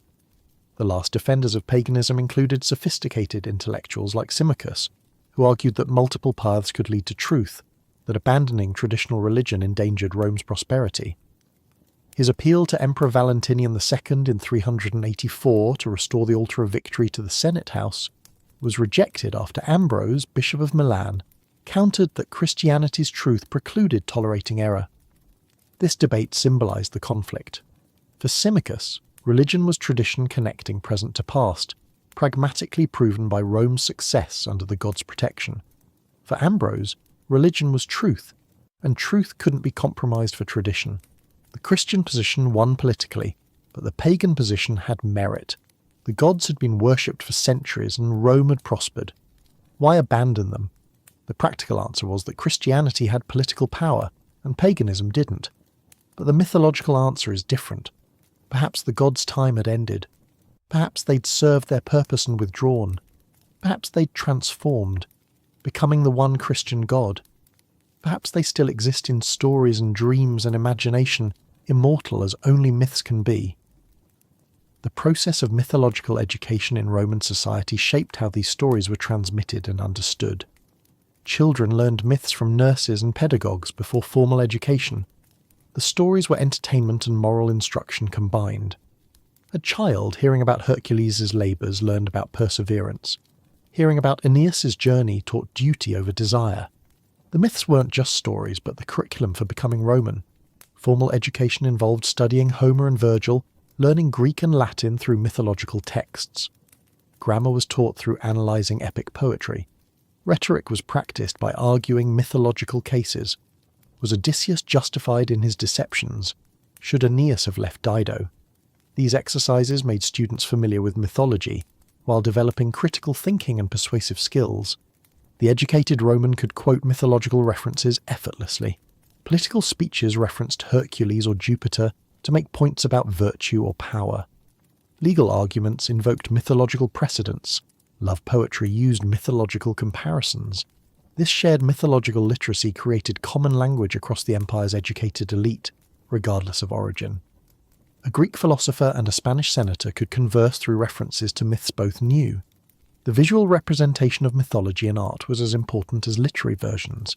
Temples were adorned with mythological scenes. Wealthy homes featured frescoes depicting gods and heroes. Mosaics showed mythological narratives. Sculpture portrayed deities and mythological figures throughout public and private spaces. These weren't just decoration, but constant reminders of the divine presence in daily life. The Villa of Mysteries near Pompeii preserved a remarkable fresco cycle, possibly depicting Dionysian initiation. The images show a progression from innocence through revelation to transformation. The exact meaning remains debated, but the emotional intensity and narrative flow demonstrate how visual art could tell mythological stories as effectively as text, perhaps more effectively for the illiterate majority. Pompeii and Herculaneum, preserved by Vesuvius's eruption in 79 CE, give us unparalleled glimpses into how Romans lived with mythology. Every house had a lararium with painted lairs. Public fountains featured mythological sculptures. Garden statues depicted Pan, nymphs and satyrs. Brothels had erotic mythological paintings. The gods were everywhere, integrated into every aspect of life from sacred to profane. The graffiti from Pompeii included mythological references alongside crude jokes and daily observations. Someone wrote, "I don't want to be a gladiator," near an image of gladiators fighting as mythological figures. Another wrote, "I was here," near a temple to Venus. These casual references show mythology wasn't just elite culture, but penetrated all social levels, even if understood differently by different classes. The mythology surrounding wine and drinking deserves its own exploration. Bacchus, already discussed, was central, but the symposium culture borrowed from Greece involved elaborate rituals. The mixing of wine and water wasn't just practical but symbolic, civilization tempering nature's wildness. The libations poured before drinking honoured the gods. The songs sung during drinking often had mythological themes.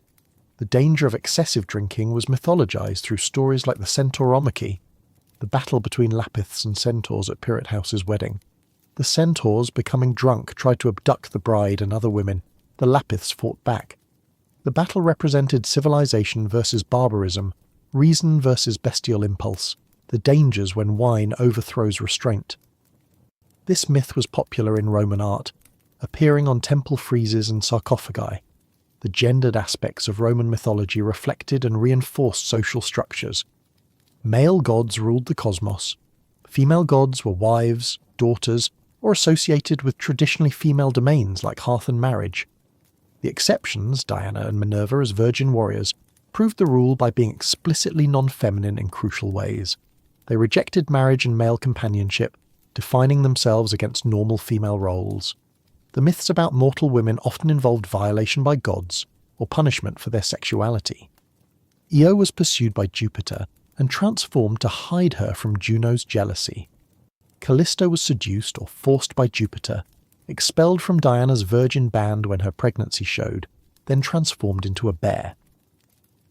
These stories were told from male perspectives, presenting women as objects of desire or obstacles to male pursuits. Yet women in Roman religion had agency in ways mythology didn't fully reflect. The Vestals wielded real power. Priestesses of various cults held respected positions.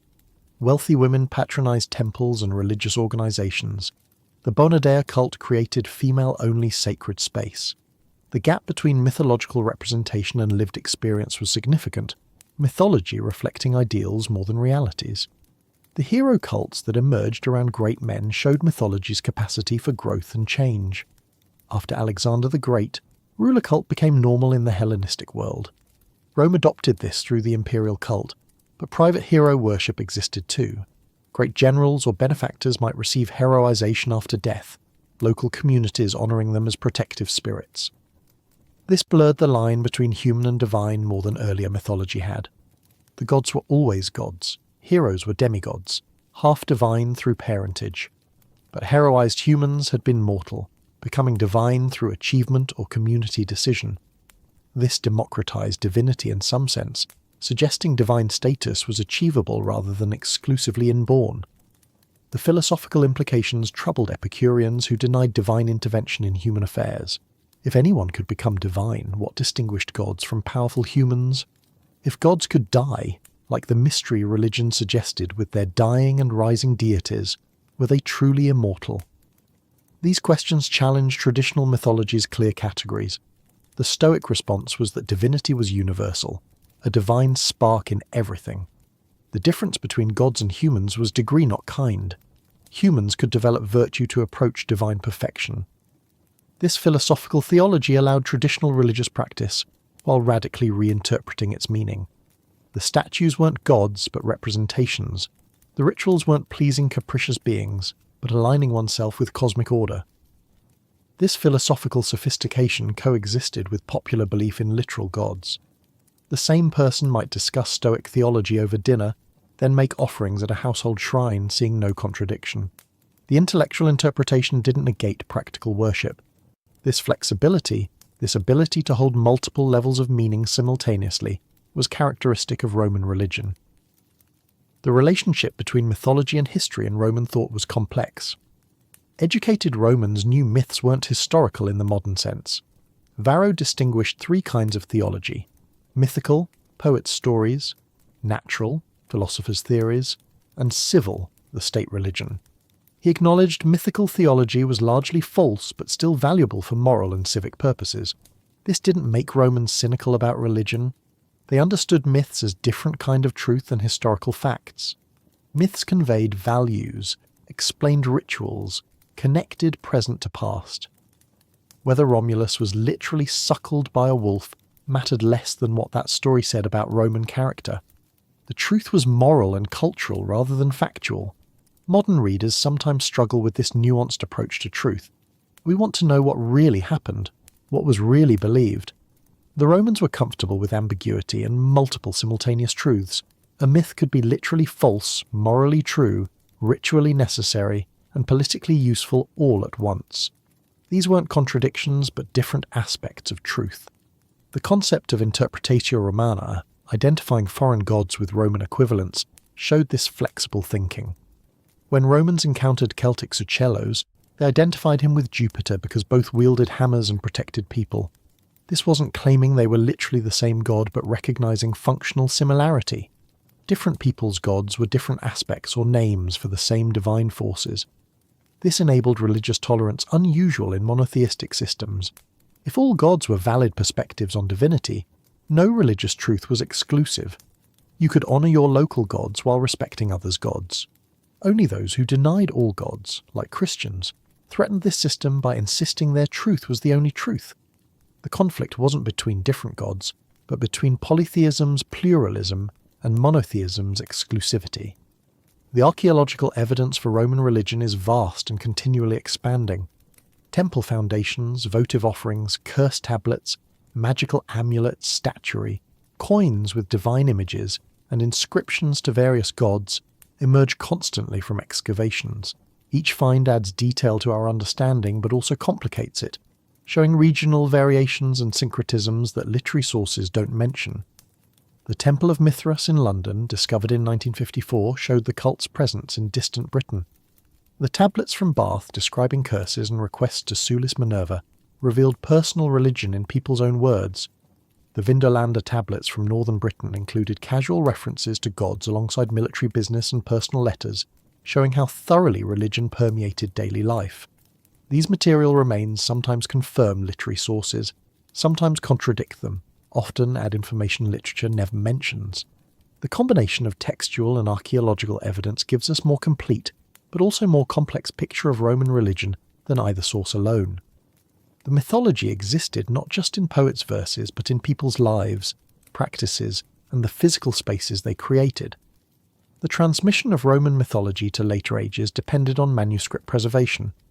Monks in medieval monasteries copied classical texts, including mythological works, though they often disapproved of their content. They recognized these texts' educational value and saw copying as preserving knowledge, even pagan knowledge. Without their work, most Roman literature would be lost. The Renaissance's rediscovery of classical texts sparked renewed interest in mythology. Humanist scholars sought out manuscripts in monastery libraries, translating and publishing them. Artists studied classical sculpture and painted mythological scenes. The mythology that had been preserved primarily as moral allegory suddenly was appreciated as art and literature. This classical revival influenced European culture profoundly. The mythological painting of the Renaissance and Baroque periods created visual vocabulary that still shapes how we imagine these stories. Botticelli's Birth of Venus showed the goddess rising from sea foam.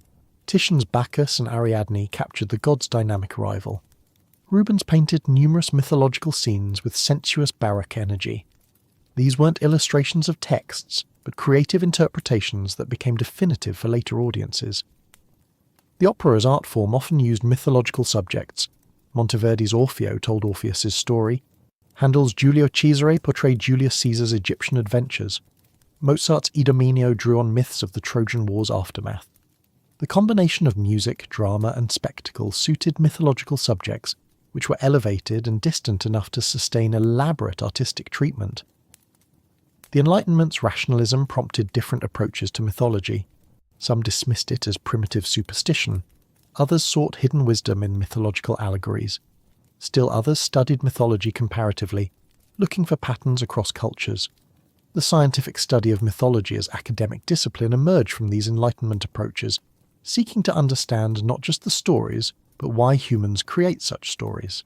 The Romantic movement rebelled against Enlightenment rationalism partly by embracing mythology's imaginative and emotional dimensions. Keats wrote odes to Psyche and to a Grecian urn depicting mythological scenes. Shelley reimagined Prometheus as defiant rebel against tyranny. Byron retold myths with romantic sensibility. The mythology that Enlightenment had analysed, Romanticism reanimated with passion. The Victorian era's relationship with classical mythology was complex. Mythological subjects were respectable for art and literature, but the god's sexual freedom was problematic for Victorian morality. Artists painted mythological nudes that would have been scandalous as contemporary nudes. Writers could explore passion and violence through mythological distance that contemporary settings wouldn't permit. Mythology became safe space for transgressive content. The 20th century saw new theoretical approaches to mythology. Fraser's Golden Bough analysed myths as evolved from primitive magic through religion towards science. Freud and Jung found psychological truth in myths, seeing them as expressions of unconscious desires and archetypal patterns. Levi-Strauss studied mythological structure, finding binary oppositions resolved through narrative. These modern interpretations often tell us more about their creators' time than about Roman beliefs, but they demonstrate mythology's continued relevance. Each generation finds new meanings in old stories because the stories are rich enough to support multiple interpretations.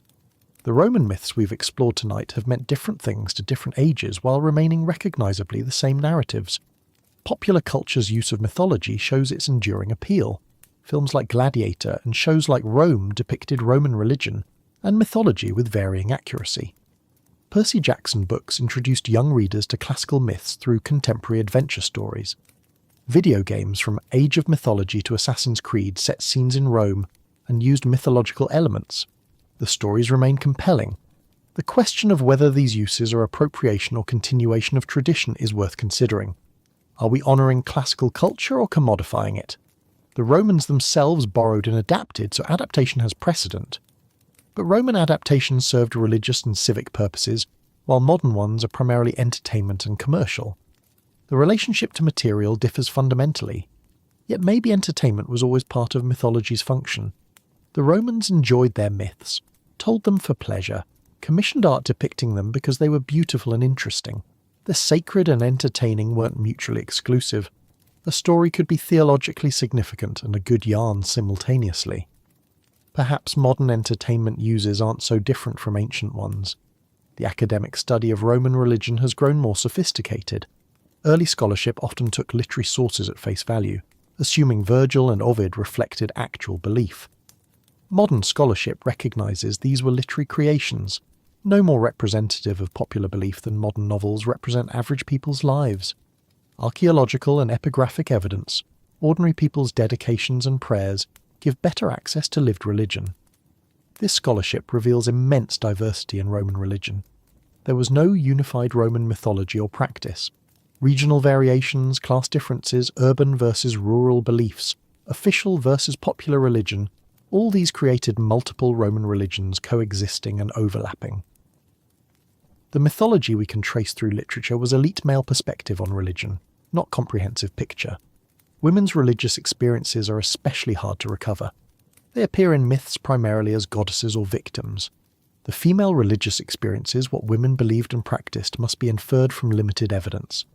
The Bona Dea cult, the Vestals, and women's dedications at various shrines provide glimpses, but much remains unknown and likely unknowable. Enslaved people's religion is even more obscure. They participated in household religion, but may have maintained other beliefs privately. Some deities like the Lares may have been particularly important to slaves. Mystery religions might have offered community across status boundaries, but the sources are overwhelmingly from free citizens' perspectives. The enslaved, perhaps a third of Rome's population, are largely silent in our evidence. The province's religious experiences differed from Rome's. Egyptian-Roman religion looked different from Spanish-Roman religion. Local traditions persisted under Roman names. New syncretic forms emerged. The empire's religious landscape was mosaic of regional and cultural variations held together by common framework of Roman gods and imperial cult. Unity was more political than theological. This diversity makes definitive statements about Roman mythology difficult. We can describe elite literary mythology fairly well. We can trace official state religion through public records. We can see material evidence of widespread practices, but we can't fully know what any individual Roman believed, how seriously they took the mythology, whether worship was sincere or perfunctory. Probably beliefs varied as much as they do now. Some were devout, finding deep meaning in mythology and practice. Some were skeptical but participated from social pressure. Some were indifferent. Some were searching for meaning. Some found comfort in tradition. Some found it empty. Human religious experience is always diverse, and Romans were human. The question we opened with, whether Roman mythology has truth, circles back now. The literal truth is clearly no in modern understanding. Lightning isn't thrown by a sky god. The seasons aren't caused by a goddess's grief. These explanations are false as physics or meteorology, but as psychology, sociology, and poetry, the myths contain truth about human experience and meaning-making. Jupiter's thunderbolts represent experiences of arbitrary power and sudden destruction. Proserpina's annual return represents hope for renewal after loss. Aeneas's journey represents balancing personal desires against duties and the cost of that balance. These are truths about life that facts alone don't capture. The myths give narrative structure to experiences that statistics and logic can't adequately express. This poetic truth doesn't require belief in literal gods, but recognition that myths address real aspects of existence. We still face choices between duty and desire. We still experience loss and hope for renewal. We still try to understand our place in larger forces beyond our control. The specific mythology may be ancient and foreign, but the underlying human concerns are timeless and universal. Perhaps this is why Roman mythology persists after the gods are dead. The stories still work. They still move us, make us think, help us understand ourselves and our world. They're part of our cultural inheritance, available to be used for new purposes by each generation. The gods may not be real, but the stories are true in the way poetry is true. As you drift towards sleep, let these ancient narratives settle into your mind like silt in a riverbed. layer upon layer of meaning accumulating over millennia. The Romans are gone. Their empire has fallen. Their gods are silent. But the stories remain, speaking to us across the centuries about what it means to be human, to seek meaning, to face fate, to love and lose and hope and fear. The mythology we've explored tonight is both foreign and familiar. The names and specific stories are ancient, but the themes are eternal. Every generation must rediscover these truths for itself, retelling old stories in new contexts, finding new meanings in ancient patterns. You are part of this continuous process, receiving these stories and transforming them through your understanding. Sleep well with these myths as your companions, gods and heroes walking through your dreams, ancient wisdom and eternal questions mingling in that space between waking and sleeping where poetry dwells. If you found value in this journey through Roman mythology, share in the comments where you're watching from and which myth spoke to you most clearly. Subscribe to continue exploring the ancient worlds that shaped our own. Until next time, rest peacefully, and may the stories bring you wonder. The agricultural calendar that structured Roman life was inseparable from mythology. Each month had its festivals, each season its deities. This wasn't abstraction but practical religion connecting daily survival to cosmic order. When farmers planted, they invoked appropriate gods. When they harvested, they gave thanks. The mythology explained why these actions mattered and connected individuals to traditions stretching back centuries. The month of March, named for Mars, began the year in the old Roman calendar. This made sense agriculturally, as spring began the growing season, and militarily, as campaigns began after winter. Mars's dual nature as agricultural and martial deity wasn't contradiction, but recognition that both farming and fighting were essential to survival and required similar virtues: discipline, courage, endurance. The Forticidia festival in April involved sacrificing pregnant cows to Tellus, goddess of earth, to ensure agricultural fertility. The unborn calves' ashes were used in the Perilia festival later that month. This connection between festivals, the use of one ceremony's remnants in another, created a web of interconnected rituals throughout the year. Religion wasn't isolated moments but continuous cycle. The Floralia in late April and early May honoured Flora, goddess of flowers and fertility. This festival was notably libertine, involving theatrical performances and general licence. Prostitutes considered Flora their patron. The festival included hunting hares and goats, both symbols of fertility. Bean throwing occurred, beans being symbols of life and death, used in various purification rites. The celebration of fertility through sexuality, present in the Floralia and other festivals, reflected Roman understanding that divine power manifested in natural processes, including reproduction. This wasn't considered obscene but sacred, though more conservative Romans sometimes expressed discomfort. The tension between accepting sexuality as natural and trying to regulate it morally created ongoing cultural negotiation. The Matralia in June honoured Mater Matuta, an ancient goddess associated with dawn and childbirth. The festival was for women who'd been married only once, excluding those who'd remarried. They brought offerings and prayed for their nephews and nieces rather than their own children, a curious custom whose original meaning was lost even to Romans. This preservation of ancient practices whose purposes were forgotten shows tradition's power. The Venalia festivals in April and August celebrated stages of wine production, invoking Jupiter and Venus as protectors of vineyards. Wine's importance to Roman life, religious and social, meant its production required divine assistance and generated thanksgiving obligations. The mythology around Bacchus provided theological framework, but the practical festivals addressed specific agricultural needs. The October Horse Festival involved sacrificing a horse, the right-hand horse of a winning chariot team in races, to Mars. The horse's head was cut off and fought over by residents of different neighbourhoods. The winning group attached it to a prominent building. The horse's tail was rushed to the regia so its blood could drip on the sacred hearth. This bizarre ritual had ancient origins and symbolic meanings about warfare, agriculture and purification that were debated even in antiquity. These festivals created rhythm to Roman life, marking time not just chronologically but mythologically. Each festival recalled specific myths, enacted symbolic dramas, and connected present to mythological past.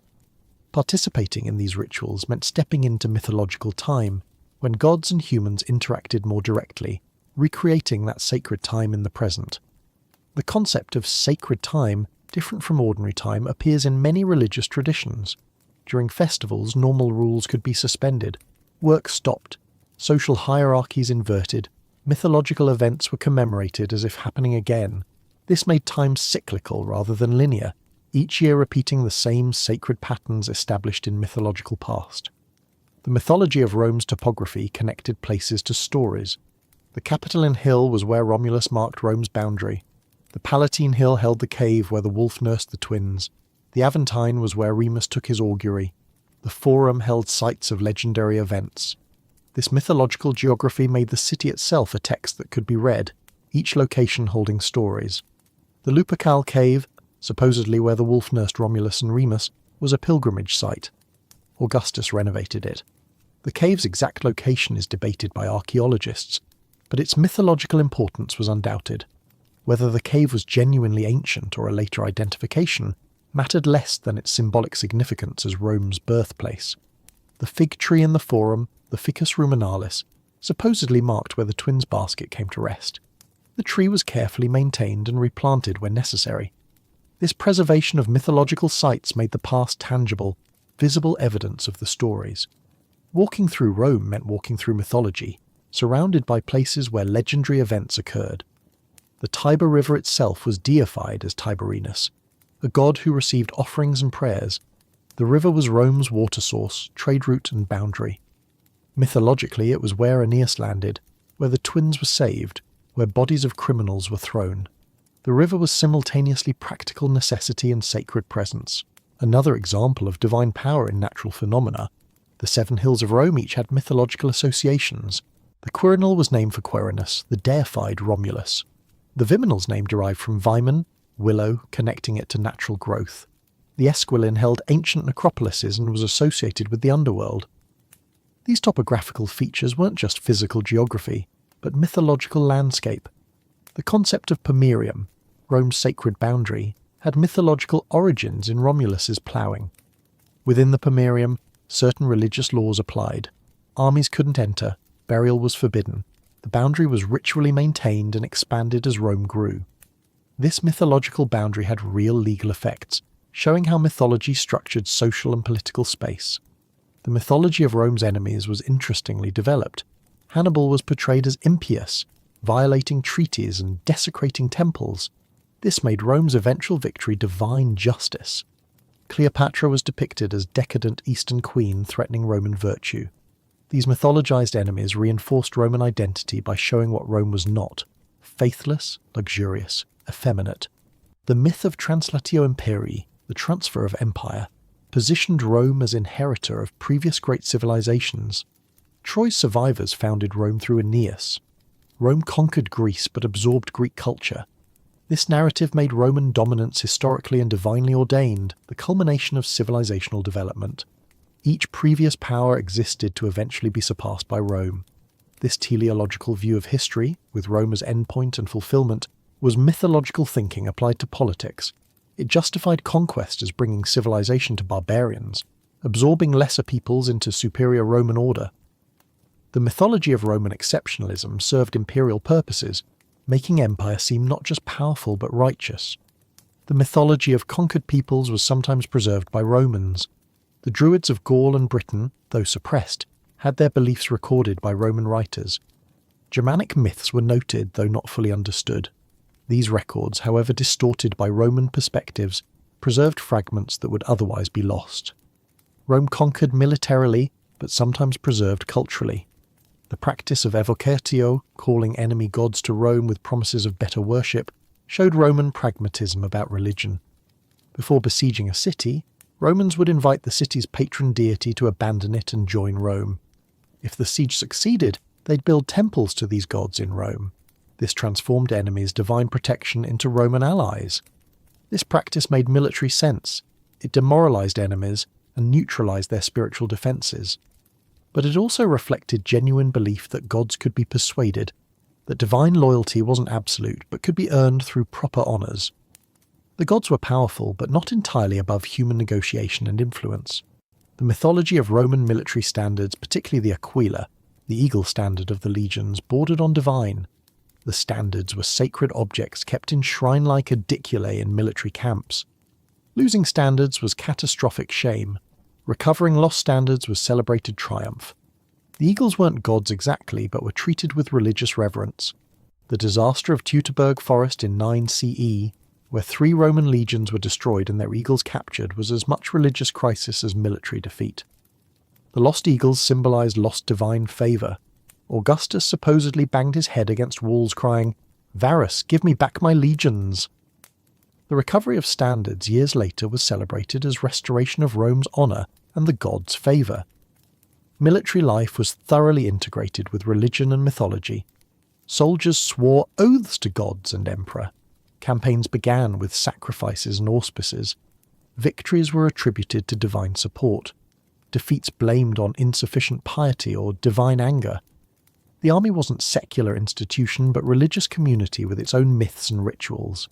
The mythology surrounding gladiators and arena spectacles deserves further exploration. Gladiators were dedicated to Mars, their lives and deaths ritual sacrifices. The Munera, gladiatorial games, originated as funeral offerings, blood to honour the dead. Though they became entertainment, the religious dimension persisted. The arena was liminal space where death was public spectacle and religious offering simultaneously. The different types of gladiators had mythological resonances. The Retiarius with net and trident suggested Neptune. The Secutor pursuing him represented the pursuit of civilization over wild sea. The Mumio's fish-crested helmet referenced water. These weren't explicit mythological reenactments, but carried symbolic weight connecting combat to cosmic themes. The Venationes animal hunts weren't just entertainment, but demonstrations of Roman power over nature. Bringing exotic animals from Africa and Asia to Rome showed empire's extent. Killing them showed civilization's dominance over nature's dangers. The symbolism connected to mythology's cosmic order, where civilization, represented by Rome, rightfully dominated chaos, represented by wild beasts. The ritual of the editor, the sponsor who decided whether defeated gladiators lived or died, made him temporarily divine, holding life and death power. The crowd's participation in this decision through gestures and shouts made them complicit in the ritual. The entire amphitheatre became temporary temple where blood was offered, and cosmic order was reinforced through violence. The Christian martyrdoms in arenas complicated this mythology. Christians rejected the game's religious significance, denying the gods who supposedly watched. Their refusal to sacrifice before fighting marked them as impious. Yet their courage in death impressed Romans, creating cognitive dissonance. How could people so impious about Roman gods die so bravely? Supposedly a virtue the gods granted. The arena martyrdoms became Christian mythology, stories of saints dying for faith while performing miracles or converting observers. These narratives competed with Roman mythology, offering alternative understanding of the spectacle's meaning. The same events, interpreted differently, supported opposing religious worldviews. The mythology of fate and fortune, central to Roman thought, appeared throughout literature and life. The Pacae, the fates, were more powerful than gods. Jupiter himself couldn't overturn their decrees. This created philosophical puzzle. If fate was absolute, was choice meaningful? If everything was predetermined, why worship gods who couldn't change outcomes? The Stoic solution was amor fati, love of fate. Accept what must be while acting virtuously within destiny's constraints. You couldn't change outcomes but could control your response to them. This provided agency while accepting determinism, a compromise that many Romans found philosophically and practically satisfying. The mythology of Fortuna complicated this further. Fortuna represented chance, randomness, luck. She wasn't fate, which was fixed, but fortune, which changed constantly. Her wheel turned, raising people high, then casting them down. No amount of virtue guaranteed her favour. No amount of vice ensured her disfavour. She was capricious, unpredictable, the element of existence that couldn't be controlled. The coexistence of fate and fortune in Roman thought seems contradictory. Fate determines everything, yet fortune brings random changes. The resolution was that fate set overall patterns while fortune created variations within those patterns. Your general life trajectory was fated, but daily events involved luck. This allowed both determined and chance elements in understanding life. The practical effect was that Romans prepared as best they could, honoured the gods appropriately, acted virtuously, but recognised that outcomes weren't entirely within their control. This balanced agency with acceptance, effort with equanimity. It was a psychologically healthy approach to existence's uncertainties and aligned with Stoicism's influence on Roman elite thought. The mythology of the afterlife evolved over Roman history. Early Romans, like many ancient peoples, believed in shades continuing in the underworld, but without much quality of life differentiation. The Greek conception of Elysium for heroes and Tartarus for sinners was adopted, but never as central as in Greek thought. Mystery religions offered more developed afterlife promises. The Daemanes, spirits of the dead, received offerings from descendants. Tombs were sacred sites requiring respect and maintenance. The Parentalia festival in February involved families honouring dead ancestors. The Lemuria in May propitiated hostile spirits. These practices suggested continued relationship between living and dead, rather than complete separation at death. The mythology of apotheosis, mortals becoming divine, suggested death wasn't absolute end but potential transformation. Heroes, emperors, and occasionally others could transcend mortality. This was exceptional, not everyone's fate, but it suggested death's boundary wasn't impermeable. The right kind of person, through achievement or divine favour, could cross from mortal to divine. Christianity's promise of resurrection and eternal life offered more developed afterlife theology than traditional Roman religion. This was part of its appeal. Where Roman religion focused on this life's prosperity and offered unclear afterlife prospects, Christianity promised definite eternal reward for faithful. The psychological comfort of clear afterlife hope partly explains Christianity's spread. The material remains of Roman death practices show reverence for dead. Elaborate tombs lined roads outside cities.